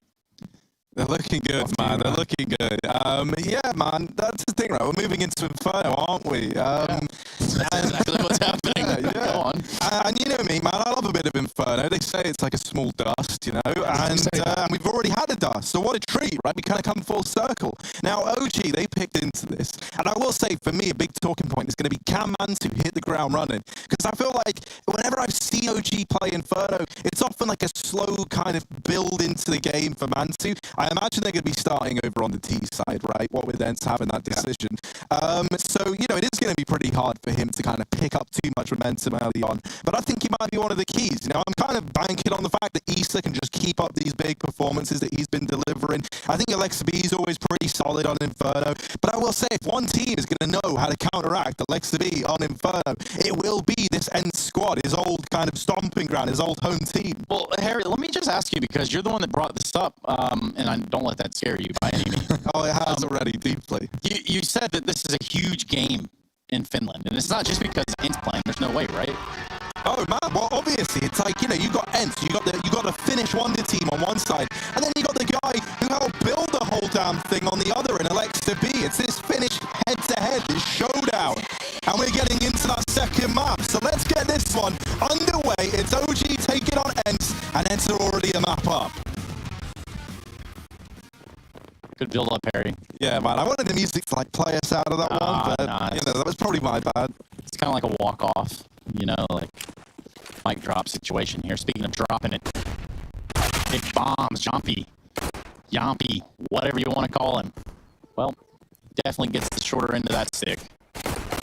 Oh, yeah, I didn't know Mantu was one of the logs either, so they're fighting deep B, but Mantu peeks out for a kill. Aru gets away with one, and his life. A man down our ENCE. And you know what that CT side is like on Inferno. OG slowing it down means ENCE don't want to rotate, they don't want to move, they don't want to be caught by a lurker. 2 up on A, dropping off the bow, because that might be info for ENCE here. Expecting a bit of a B play. They'll have to cross past Sunny, so he will get that info ahead of time. There's the head poking out, Sunny. Oh, dinked back, and that's a real problem now. ENCE can't go for that mid-info as freely. Ariel's still in the boiler, and so maybe he can put up a fight on the short side as Sunny baits them in, but he goes all the way back to A, and OG have grouped. They're at least walking into the stack somewhat, but it's only 2 players. Ariel immediately domed. Issa keeps it up as hoped, and now it's all on Sunny. Low HP, wrapped through the long smoke, and that's a great pistol round for OG. Locked and loaded. They found it 2 for 2 back on Dust. They start things off as such.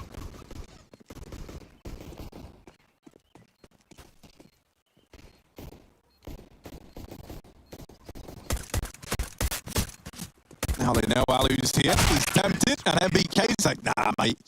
You're not getting into this one at all. You're not even putting up more than one. And so OG, they do find a pistol here now. ENCE, they tried to keep that like confidence going in that pistol round there, you know, like with the banana push, with how they're set up in top mid, but you saw how much it costed them immediately. And so I do think the fact that OG are not going to be giving them that respect to kind of play this very aggressive, very confident style of CS, that's going to bode well for OG, right? They've set a precedent right away that going for those very, very outlandish Dust 2-esque plays is not going to be tolerated here on Inferno. And there is this force buy back in from ENCE. I think for the ultimate confidence booster, you really need to find this conversion if you are OG. And they're kind of helped out by the fact that ENCE have stacked 4 over in the apartments while this is a B play. Sunny not able to get anything done. And I hate to say it, I really do, but that might just be a save at this point in time. Yes, draw Inferno after all. It wouldn't be Inferno without the second round save coming through immediately. And yeah, I like that setup for OG as well. They don't throw the standard CT smoke, they throw the deep one. We see Furia do that a lot, and a close wall smoke to shield you from U-Box as well. So Alexibi is able to freely run, kill that CT player, and then still be smoked off from any spawn rotate. OG finding the conversion once again. They did so as well on the previous both times with no issue, going 6-0 up off the back of these pistols. Well, that would be a great start for OG, and one that should be expected as well. For OG, 60% of the rounds that they win on Inferno are T-sided, so that's pretty good maths right there for them, considering that's where they start as well. So expecting a winning half, a strong half here to start for OG. They'll need it if they want to get back into this series. Mirage as the finisher. Right now the Finns are just saving. One more eco to go through with these saved weapons before they'll have a buy. And OG continue with the SMGs, looking to make some money on the way.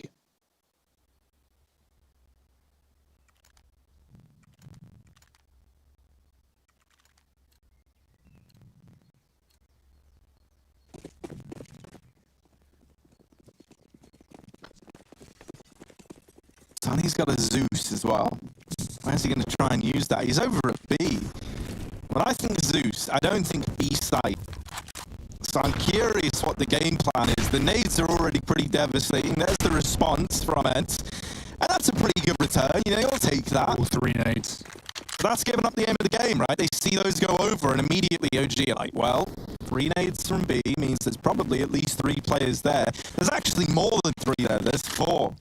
And so for any number fans, you'll know that that is indeed true. Alu here, over at this A-bomb site, trying to hold down mid. And once again, he's delivering with the scout. This is a lot of damage from Alu. And now the rest of the rest of Ents are flanking down through Banana. There's Ants all over the Banana man. And now they move on in, up through the top of middle.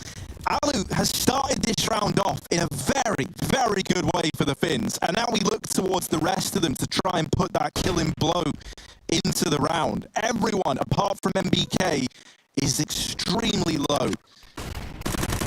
There's the first peek from the man with full HP, laying down some covering fire short side. Valder in the sight, flashed off the angle, hounded down by Yampi. From down in the pit, MBK will put up one, but Ariel instantly snuffed them all out. MBK trying to lock it in, and he's won, but there's no time for the defuse. That's a little bit heartbreaking if you're Ents.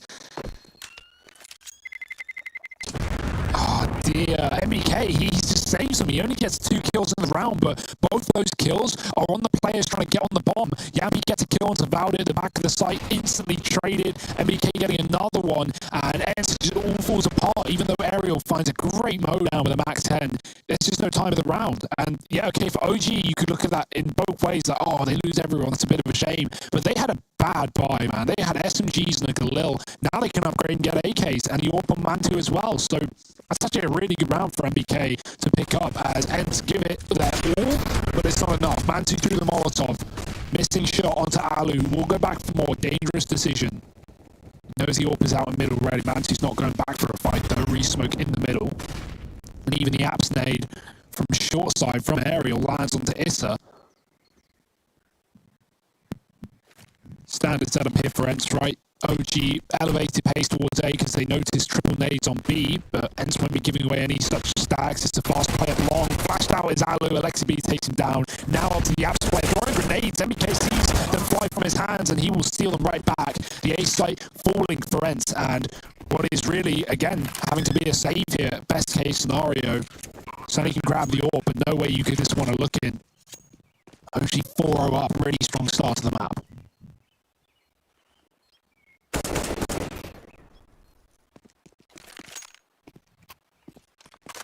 Yeah, it just feels like Ents aren't entirely ready for the speed and pace at which OG are trying to set these Apps plays, right? They're Alexi's bread and butter. And so that one, you know, catching Ariel off guard, lining up utility while long is compromised. That feels like a bit of a blunder there, right? You know, like he's trying to delay the push, and in doing so, digs the hole even deeper for Ents.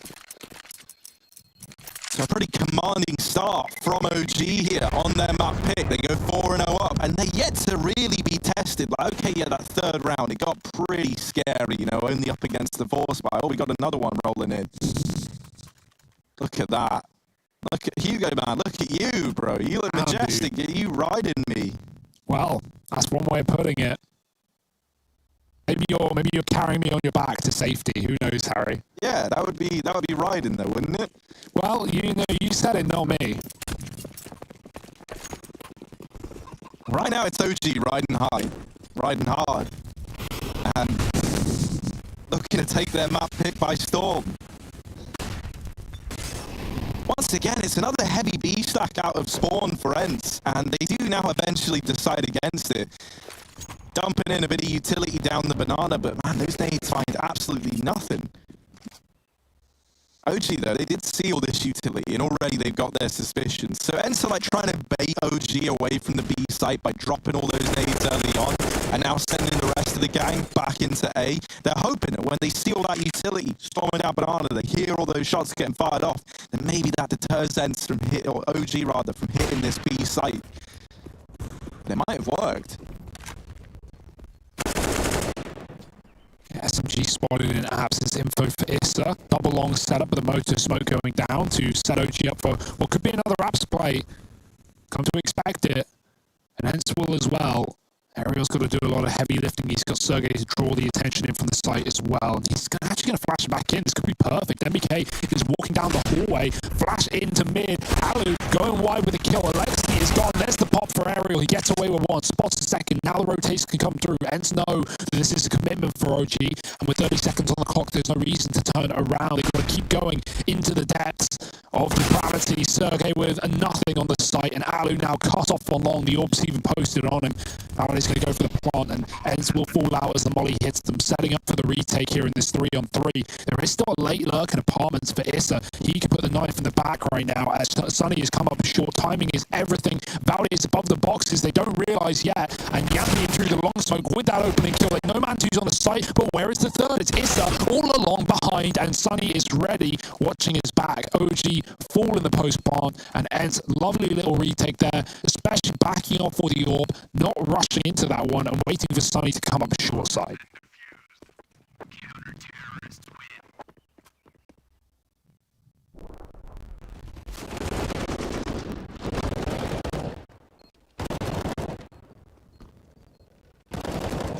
Little things like that flash for Sergey, popping Ariel into the apartments. That's great information for Ents, right? They know the hit is coming through 100%. Just a few seconds before OG wanted that to be telegraphed, right? It could have been a fake off the back of just two players in the middle, but once they've seen four, well, that's all the info you need.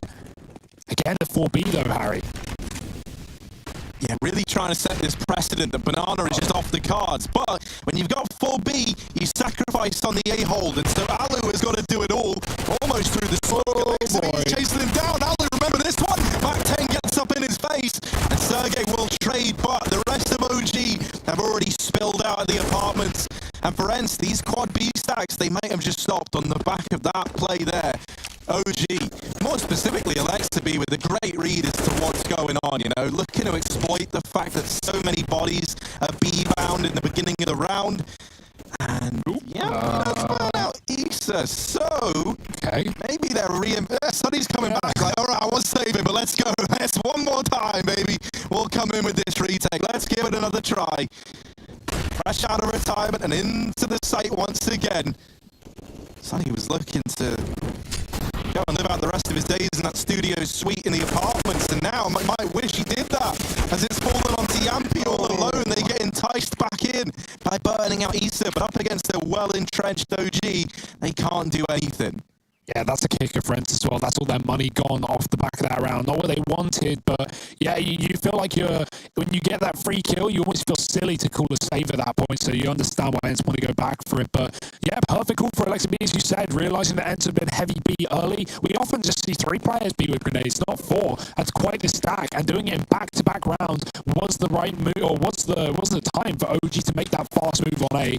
Nades down middle, it's a bit of a broken buy for Ents. They're relying on the scouts to hold cover, but oh dear, nothing to be seen and everything to be killed by OG. They're going to win all the fights, and the round's done in the blink of an eye. 6-1. The push down mid does not work for Ents, but they do have money just waiting in the wings. And now we see, like, if that former B stack actually has just been eroded out of the game on the back of these fast mid plays, you know, and I reckon it has. Like, already, there's no one really looking at B. In fact, the B players don't even look interested in B anymore. And I can't say I blame them. They do just go back to the kind of standard 3-2 split between A and B. And wouldn't you know it, OG now looking like they want to give some love to the banana. This is some great conditioning from Alexa B. Like playing around what Ents are trying to do to disrupt the game plan for OG and just turning it against them, turning their own reads into Ents' biggest problems. Ali will begin an early rotate, B-ward bound.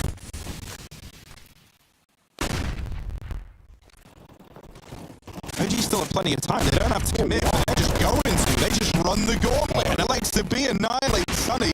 Ali was waiting for like 20 years for that shot. And he finally decides to take it, but misses. And now they just push him down. The B site is gone. And man, wouldn't it have been nice if there were 4 players there for Ents? Alexa B lives in their heads, man, rent free. This guy's got a hell of a deal. Landlords come knocking though. Sergey dropping the exits, but they're going to hunt him down. They got the money. So just aerial in the library.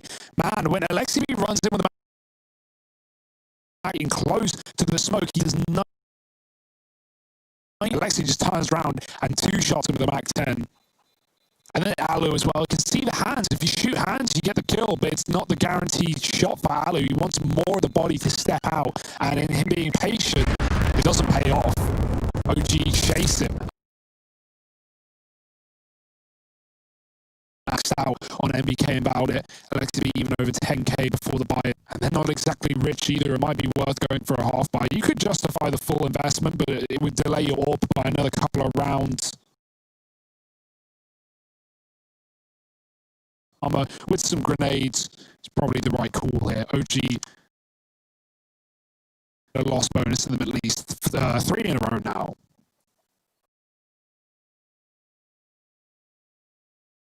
BP early, do you want that banana control that bad? That's the coolest thing about how this game is shaped up, right? Because if you're Ents, like you're perfectly aware that you're getting read like a book right now.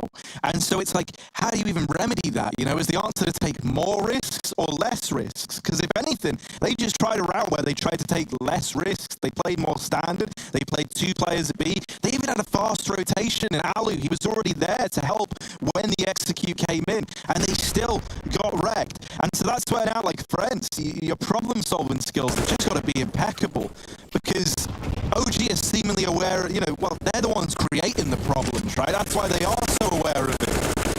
So you need to immediately try and get this back under control. Because remember when Ents kind of hit that flow state back on Dust 2, and they were just reading OG, they were taking all these aggro peaks. OG are now in that same position. And we knew that OG back on Dust couldn't put a stop to Ents when they were there. Oh yeah, bit of damage for Alexa B through the spam spot.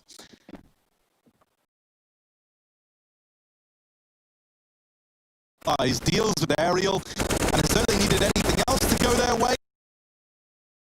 It's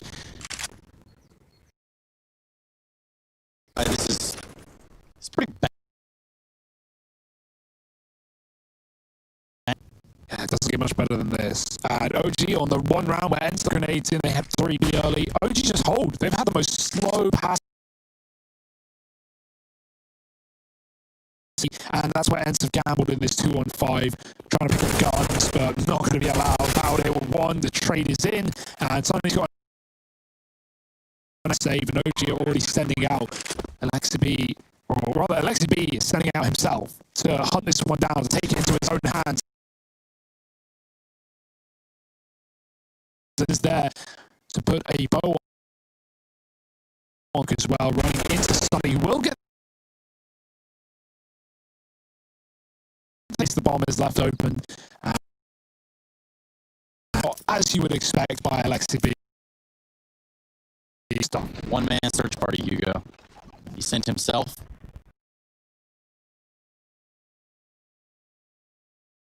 felt uncalled for. Oh, look.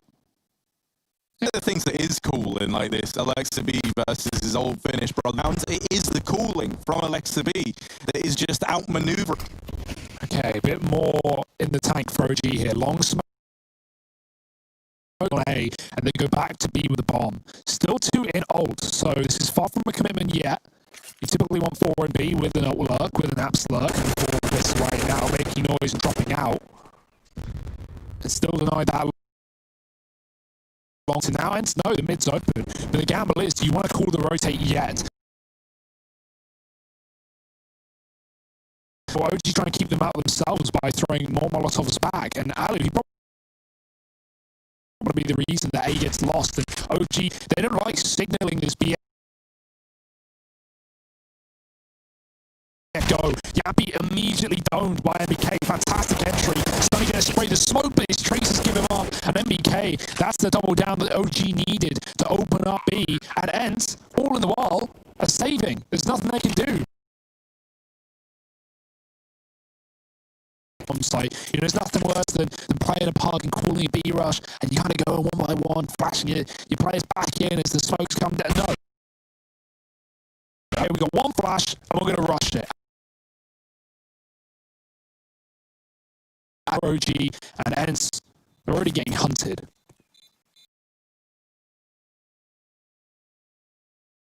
Showing all this today. Please, someone go in and help him, man. It doesn't know. Oh, it's gone, isn't it? Well,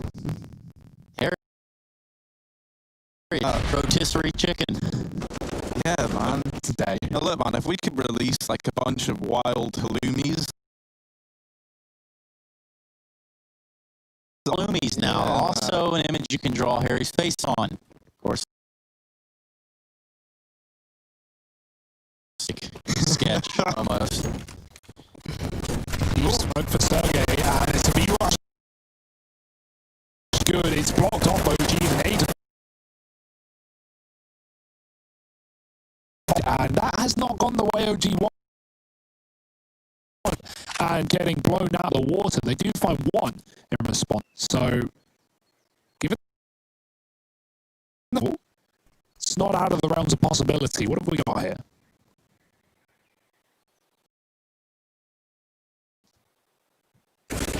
There's the peak from Alu, but he gets cut down. Ariel tries to catch the timing, but he's actually just missed it. They're now wrapping long. Will they be ready for a player at short side? Issa isn't considering it just yet, and so he will get blindsided, leaving it onto Mantu in the 1v3. Up into the graveyard he goes, looking for the first, but they all swing him together, and hence they're able to keep that one under control. It's 2 on the board for Sunny.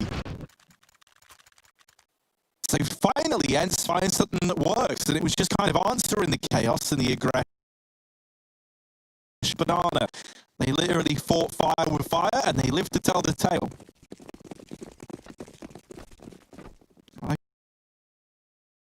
You'll see he picks this up like all the time.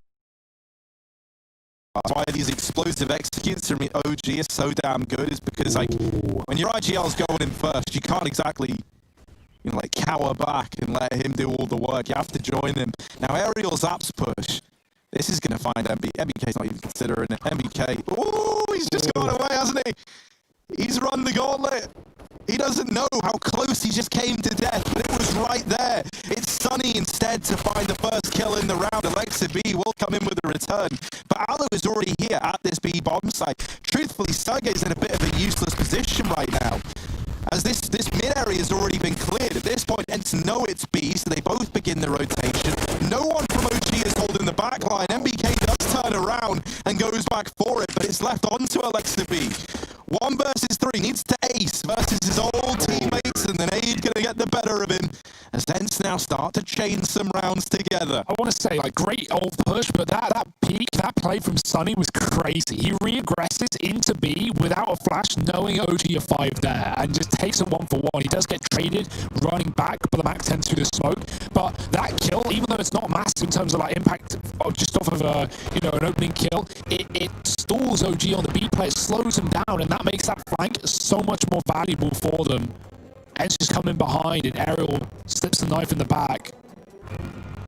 Oh, I love the aggression. Confident stuff for Ents. Finally taking some control away from OG, taking matters into their own hands, and finding a third round off the back of it. Still 3 more, and OG have so much money, they're not going to be worried about buying back in.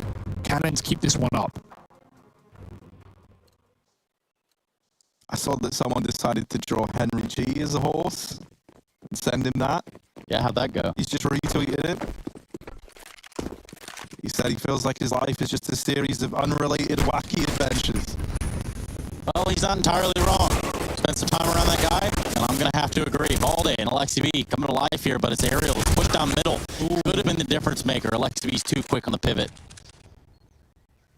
Look at Alu. 23 HP at the top of middle. Sergey, well, he's going to try to hold on to Banana, and he might just line him up. He's playing a pretty tight angle right here. MBK is going to peek out. That's the first one to fall with the bomb. Almost goes for the shot over the little wall. It is able to take out 2 in his pursuit.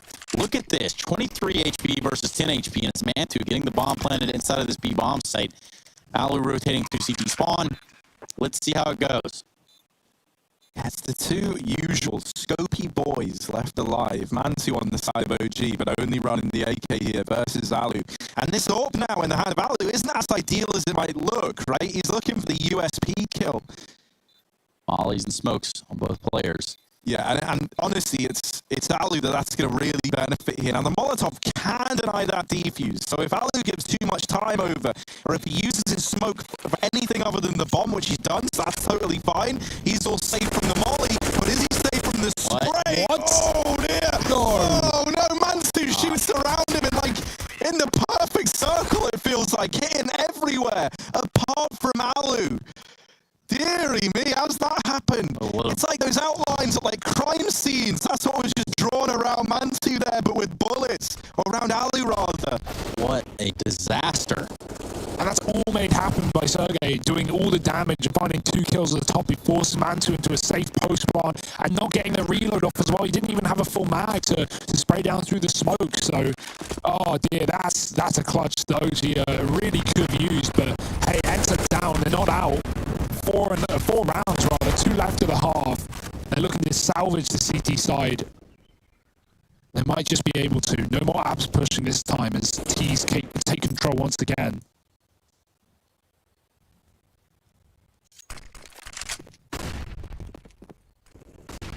All playing ult, but nothing to be seen. It goes back to long. Ents with 2 at the top of B and a re-smoke in front of the car.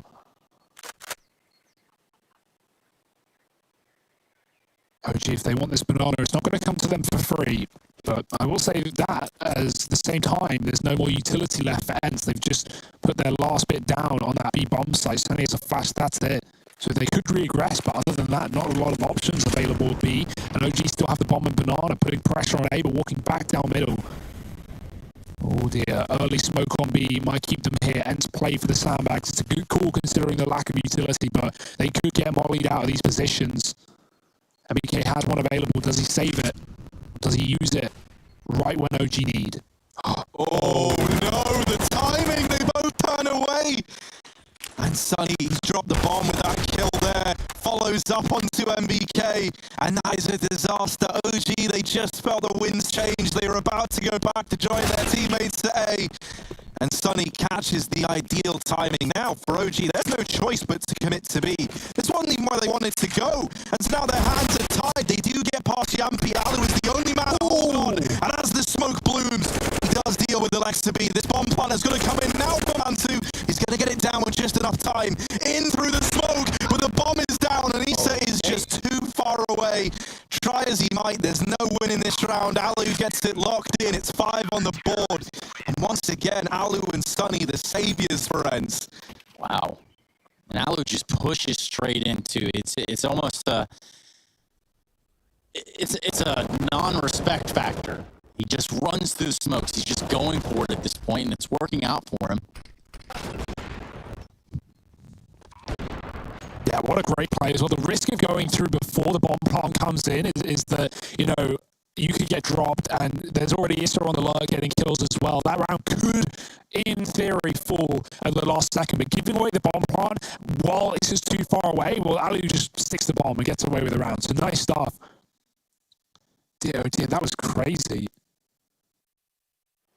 I can't believe the timing of OG turning around, going back to A right as and go for the peak at top B as well. That's just so unfortunate. This has been kind of the same as the last map, right? It was a strong start for OG. They had control. Ents found 4 or 5 rounds in a row to patch up the half, and then they went on a huge streak in the second. Now the sides are flipped. Keep that in mind. But Ents are doing the same. This has been 4 in a row for the Finns. Back to Banana. Alu naded out. Wally to follow. But OG are not rushing the Banana. They know these nades have been very, very high impact for Ents. And so they'll take their sweet time. Still some grenades left on this B bomb side for Ents to throw in as well. Pass the smoke to delay the play, but OG aren't about delaying, they're about committing, and they might just do that with 5 players up top B. Sunny going aggressive with nades. Oh dear, the quick switch is late, and Alu comes in with an orb shot, but he's so blind, he's got to give up the sight. The molly comes down, and OG cross towards Coffin. Alu needs a shot, and he's hit it as well. The bomb is here, but so are Ents. A fast rotation is holding the flank. There's no one coming in through mid. All of them in CT. Alu keeping the pressure on by flashing them in, and Arrow goes right through that deep CT smoke. There's no one there to stop him. OG are yet to plant, and they need to do it soon before the smoke fades. There goes that smoke. It's going away right now. They do want to plant it just in the nick of time. It's Man2 that does it. An MBK on the swing. He's going to take out Arrow, but still in a 2-3. I say that. It goes down to a 1-on-3. Issa left in the clutch. 14 HP on Alu. 73 on Sergey, and a free defuse in the last round of the half here for Ents to make it look relatively easy, stringing together a few rounds. 9-5 turns into 9-6, and we go away for a break. We come back with the second half play here for Inferno. You're watching the ESL Pro League.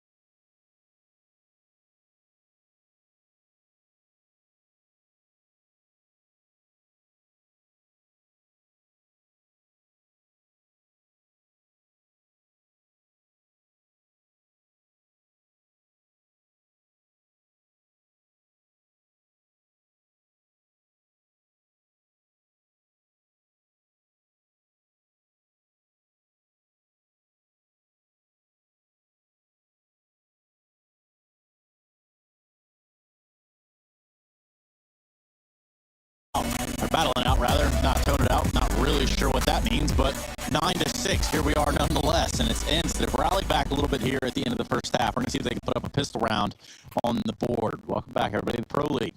Brought to you by ESL and Hugo Byron, of course. Yeah, hand in hand, synonymous as they are. 5 rounds, of course, 5 rounds in a row for Ents to finish out that half. That's how they pulled it back on Dust with a great CT side in the second. But now they're on the T side. Now they got to do the heavy lifting themselves. And OG 3 towards B. Ents in ult. They made the right call so far, but do they know it? 2 on the short side, backing up already. Ents taken long for free. That's great real estate. They're not going to wrap CTs. The bomb going short into this ace side. Crossfire for the pit and the side. Blissa is getting run by the Glocks. And MBK with 2 in the pit before he falls as well. Really good hold. MBK showing up in this series right now, but there's still going to have to be a retake for OG. They have no kit available. Man's 2 on the Julies. Valley's been tapped out. Alexi's got flash, and you will find 1, but now tucked in is Sunny and Alu trying to hold on. And they're not giving anything over. OG are waiting for a fight that is never going to arrive. Mansu back on the dual Berettas, trying to clear the site and taps down Sunny. Alexi follows up. And my goodness. OG able to get back into that pistol round after all. It looked like it was too far gone. Yeah, some facing in the post bomb there for Ents, but the Julies, Mansu plays USP to hold for the pit peak, and then he goes, no, Alexi, you hold my pit. I'm going to take the Julies, and I'm going to kill the side player. And he does exactly that. Alexi has the cover on the swing from Sunny, or Alu, I think it was. Yeah, great round for OG. It's a bit of a ball dropped there for Ents, but it's certainly made possible by MBK finding 2 from the pit. A pistol for OG. Again, this is exactly how DOS went. OG, they still won the pistol. They still went 11-7 up. And then we had a flawless comeback from Ents. I don't know if that one is going to happen here. Looks a little harder, but got to start the same. OG looking for their pistol conversion. Should come here. Ents have not much to show for it. Deegs for the Kev. Up in the apps. 4 on A as well. OG moving a player over to allow Alexi to solo B. Somehow Sunny lives to tell the tale. The nade for Mansu could be good, but he's been dinked to repeat by Alu. Lobbing grenade. There's the swing from that late long rotate coming through for Valde. He finds 3 with a double HG. So that rotate, huge benefit for OG. It's now they have the bomb and the round locked in. Sunny gets a nice little D shot, but it won't be anything more. OG 11-6. Keeping the M4, and Ents coming in with a buy round. And I said this 11-7 last time, I'll say it again, it's do or die for Ents. They've got to find rounds here and now, or OG could be taking us to Mirage.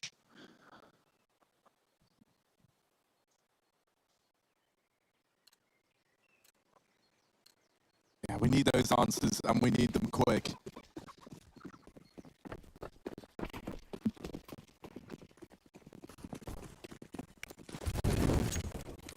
Our utility exchanged over here at Banana to begin the round.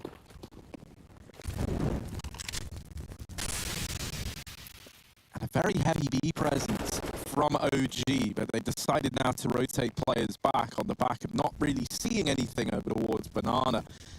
And there are still Ents guys moving up into this position. Long smoke gets thrown over by Sunny. Flashes out the rest of the gang into the top of middle. But this is looking like a pretty standard kind of fake to throw in, right? You take this top mid control, you have OG cowering back in the bomb site, and then you set up in towards B, knowing that these 3 players here on A are going to be a little ways away from a rotation. Could even be a CT wrap as well. Oh, that's a missed smoke. That's a massive gap, as he has more room to see than even before. And that's going to throw a bit of a spanner in the works for Ents now. Still tucking into A or OG, though. Issa goes back into the site. And so this long wrap, this CT play is available for Ents, although they don't know. This is a weird round for Ents. They should be able to get this B flank in right here, right now. OG expecting it. You can see Valde going back towards CT to check for it. Sunny makes it through, and it all feels too good to be true. Here he is, nonetheless, alongside Alu. Ariel trying to sell the A fake. He has no more grenades though. Sergey pressuring a B with a bomb as well. Valde touch. He's out in the open. They completely discount the CT spawn. They forget about it. And now Alexi B has to do everything against his former team. Back at the site. M4 could drop the bomb with 10 seconds to spare. Sergey gone. Alexi goes back for more, but he does fall. And this kills the lurker. Does that tempt OG as this is a long rotation back to B?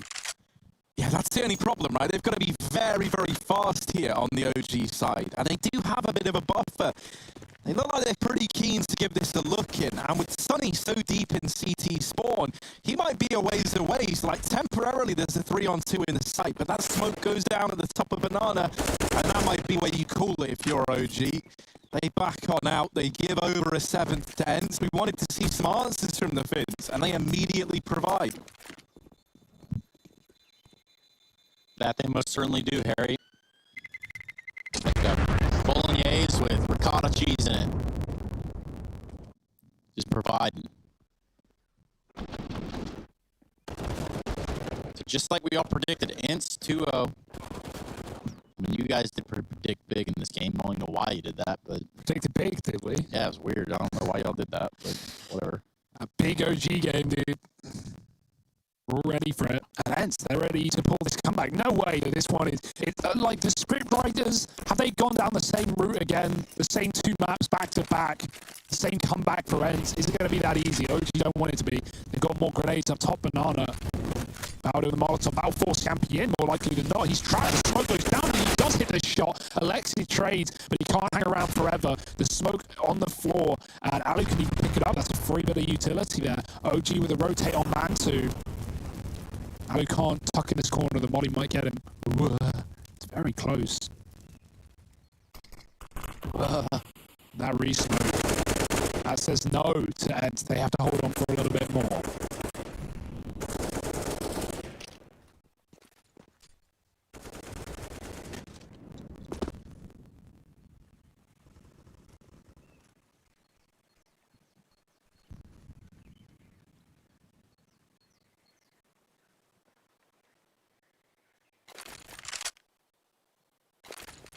Backside boost. Double smoke execute. Do they commit though? It looks seems to be the case. Molly down. Mantu, is he going to get both? He's not. He's above the flames and firing down. Right into the bodies. He's got 2 in the face. Alu trades. 30 seconds for the plant. More than enough time. OG have long rotation to make though. It's an open plant. Not really for the Banana. And that could be a bit of a problem as Sunny goes on this long wrap for CT. Oh my. Ents are mega braining this round. They're sending Sunny right behind. Full confidence. Full focus. And he's got the right play as well. Alu just has to buy time. He has a molly. If he drops it in CT, that could stall OG for long enough. Sunny started to walk as the plant is open to him, and he can take his sweet time to activate. They're not going to be ready for it. Oh boy, this is massive. Yeah, it's about to get the lesser into the draw. I say that MBK is able to take out Alu before Issa. So MBK's going to tap the bomb. Are we going to have one of those situations yet again? Yes, we are. Sunny is not going to find the shots necessary through the smoke. MBK makes that a defuse. He gets on top of the fountain, right? He's on the ledge, and so he's above the shots that Sunny's taking. He's looking for a crouch player, but MBK is flying high in the sight. As was Mantu with his double from New Box. That's such an awkward way to lose the round for Ents. Alu, he had MBK looking the wrong way to the backside, but he misses his shot from Pool. If he gets that kill, that's the round locked in for Ents, surely. But, oh, I love the play. I love the idea. With the smoke on the bomb and the ledge spot from MBK, he really has a great in the series today. Yeah, Alu goes for aggressive peek and middles and cost him about all day peek. All of it. All day. Didn't look to slow down until there was a response from Ents, and finally it's come through in the form of 3K. Map control very weird at this point. In a 2-on-2. Oh no, MBK is going to turn his back to Sunny, but he might drop the bomb instead. Good trade, but will he end up dead off this repeat? No, dodging out. Bomb is secured. A is empty, and Sunny's realised that fact as well. He's going to run right in. He has all the time in the world to plant wherever he wants and go wherever he can. And backing up towards short side to play the bomb. MBK low in apartments. Issa running in through middle. Sunny avoiding the boiler.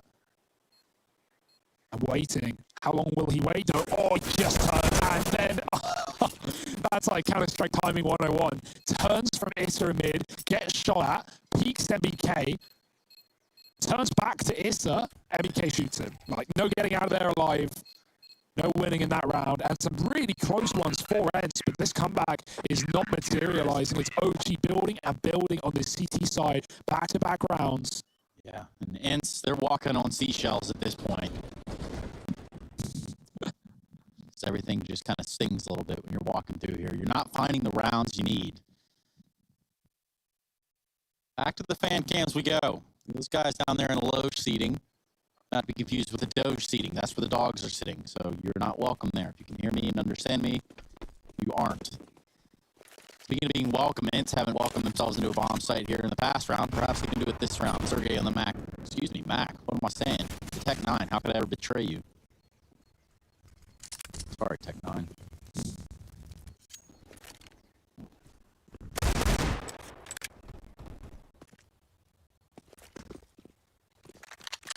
OG have given them a lot of mid-control on the CT side, but it's not really come back to bite them. Other than that CT flank round, not the one that Stoney lost, but the one Ents wrapped into B and caught fouled by a tree.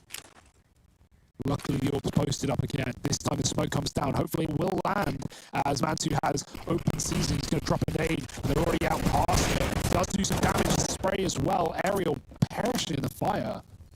And Ents, they still want this A site. You can't always have what you want, and East is ready to teach them that the hard way. Nades the Yampy out of the round as well.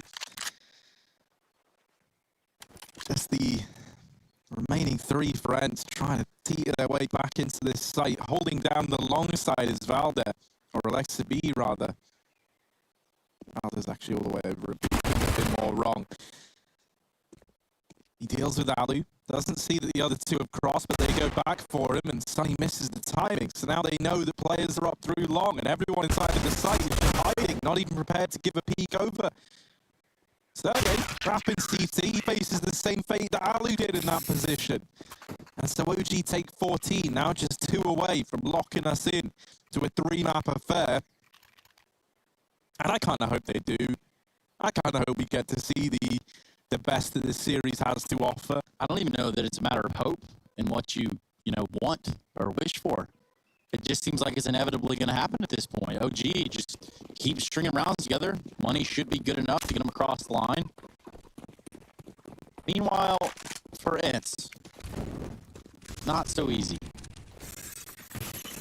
Hippity hoppity, get off my property, but Sunny, he's spamming back to the apartments. Damage done. Issa does finish off aerial. And OG, they win the apps fight. They win the advantage early. They've had everything going for them in the CT side other than 1 round for Ents. Reaggression at B. Went through the molly, and they can't see. Ents actually go up and past. The smoke gets thrown down by Alexi Valu with a double, and Alu with the Orm should be able to trade that to be open for the taking, but a big clutch, a 1-on-3, a 4K for Alu. All of these things are needed if he wants to keep Ents in this map. I think you've given me the perfect doormat, Hugo. Hippity hoppity. Alu doesn't know about the second man, and Issa just swings him from the logs. Man, oh, we just went into Alu's groin. Wouldn't be the first time that that's been shown to the world now. It's 15 on the board for OG. And Matt point out. Really broaching topics here that we weren't expecting to have to answer to. And by say we, I mean Harry. And I am not officially affiliated with him in any official capacity therein after. Officially. He is a standalone component, and he makes his own decisions as a human being. Half horse, half man. Another horse. If I could be any bean, I'd be a kidney bean, man. They're pretty good. I think I'd rather be edamame. It's like basically soybean, right? So. Yeah. I don't know, man. Overhyped. But let's see. Is this comeback story overhyped? It certainly feels like it could be. I mean, not that we've been hyping it up massively. Maybe for good reason. OG. Oh, the dear. Spam damage for Alexa B. Brings Yampy down to 1. That nade. Oh, dear. He's alive. He's still going. Yampy, the man who refused to die. Is that the story that will be peddled? Is he still sticking around at the top of Banana? The rest of Ents have tried to take this map control over in the top of mid. And Yampy did take one to the grave with him, so really he kind of did better than you were hoping for there. While this is happening, Ariel's cleared out the top of mid. The rotations are a bit all over the place right now for OG as they got caught in that period of adjustment. And so for Valdir and Mansu, these guys were over towards that B site thinking it was still going to be a B play. Well, now this bomb goes down over in A, and they're left in a retake that, you know, might not feel that tempting. Especially given the parameters of the game at its current state, right? I mean, if you're OG, you can afford to lose a few rounds and not rush this whole concept that we're on 15 and eventually that final round will go our way. But Ents, on the other hand, it will be a tooth and nail affair all the way to the very, in what seems like bitter end. We go 15-8 on the back of this round. And I also just want to say I'm very proud of all of you that submitted drawings of Harry as a horse. I think that was really well done.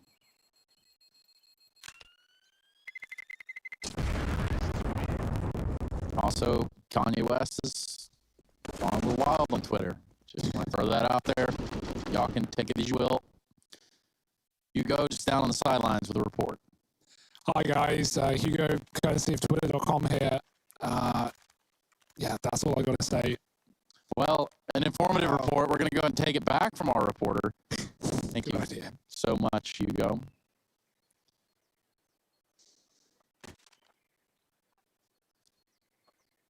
Tactical timeout from OG. Music, albeit a little bit delayed, but that's fine. The sentiment is there, the feeling, the expression, the emotion, all that. And this is a long road back to recovery, though, right? They may have found one round, they may have patched the bleeding, but yeah, it's a long road. We're not even going to Rio. Wow, Trace, you really have to do them like that? Well, I mean, nobody's going to Rio, so it's the rodeo to Reno as OG back up B with 3. The Nevada major now, really. Oh, see ya. Nice catch, Alexi. Oh dear. Valdir, he's so screwed. They flashed him off. He somehow lived to tell the tale. He does have MBK now here to back him up. And an MBK who's been having a great game at that, but MBK is like, nah, you'll be fine. And just rotates away. Good thing he was right. MBK reading into this one. He's already back towards the A site. They didn't see anything else happen at B after those nade kills came in. And so OG have just gamble stacked 4 at A. This is kind of genius. They've got a good chance here despite losing Alexi early on.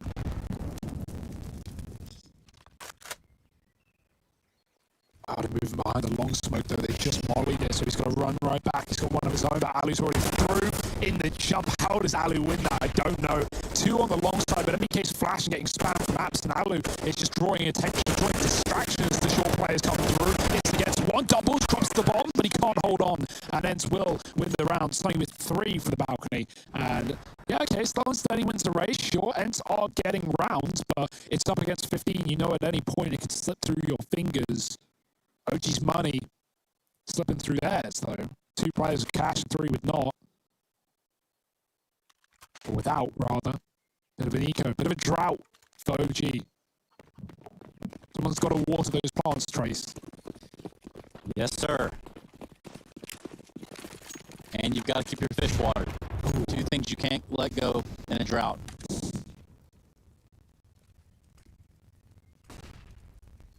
Alu's working his way up middle. This is AWP primed towards the port side. Ariel's going to be spotting from the left, so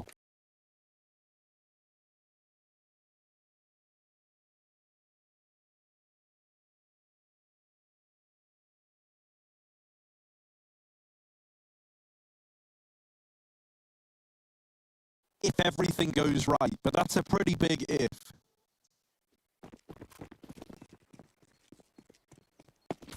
Five up for OG, 5 chances to take us to Mirage. Ents look for overtime Alu with your backup B. The money is good for OG. They've got grenades. 4 CTs here. Alexi catches one again. Does he really want to hang out in the same spot that he died last? Yampi. Oh dear, that Molly's going to send them back, not forward. So they will live to fight another day. Still grenades to play with. Yampi getting caught by Bowden. Behind the Molotov couldn't be seen. And he runs back with his life intact. That's a big opening kill for OG and what could be the final round of play here on Inferno if they have their way. And the Molly back up B, friends.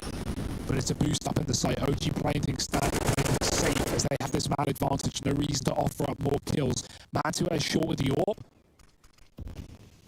And this is a very difficult hole to dig yourself out of if you're Eds, right? Look at the B setup. OG are playing retake. They're like, you want B? Have it.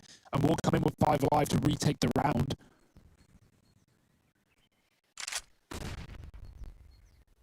Arrow goes up short through that smoke. Mantu's going to be ready. Re-smoke of B, but it's only a fake. Trying to get utility out of OG as Ents come through long. Will this be the CT wrap? If so, Valdi's ready. The bomb is still in T-spawner. They've got to go back and get that. And I think that's what Alu has been dispatched to do. He'll grab it, but this doesn't leave Ents with a lot of time. They need every duel to go in their favour. And right now, it's not the start they were looking for. Ariel will trade. But there's still 2 players here waiting at this B site. Alexa B has to watch CT and he can't. 3 seconds and Issa still alive, still a bit of a danger. Now the bomb plant will come through. There's nothing Issa can do about that, but he is still here, ready and raring to go in the retake. And man up for OG. We need Alu and Sergey now to show up more than ever.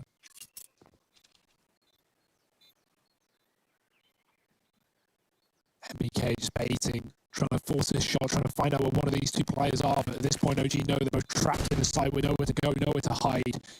Sergey has to win that fight. He can't. And Alu falls swiftly after MBK with a closer. And it's with a double inside of the B-bomb site. OG, they're going to find their map pick in this series. It's made it a spicy one. It's made it a 3 map or a mirage. Is where we close things out. Do join us for it. You don't want to commit.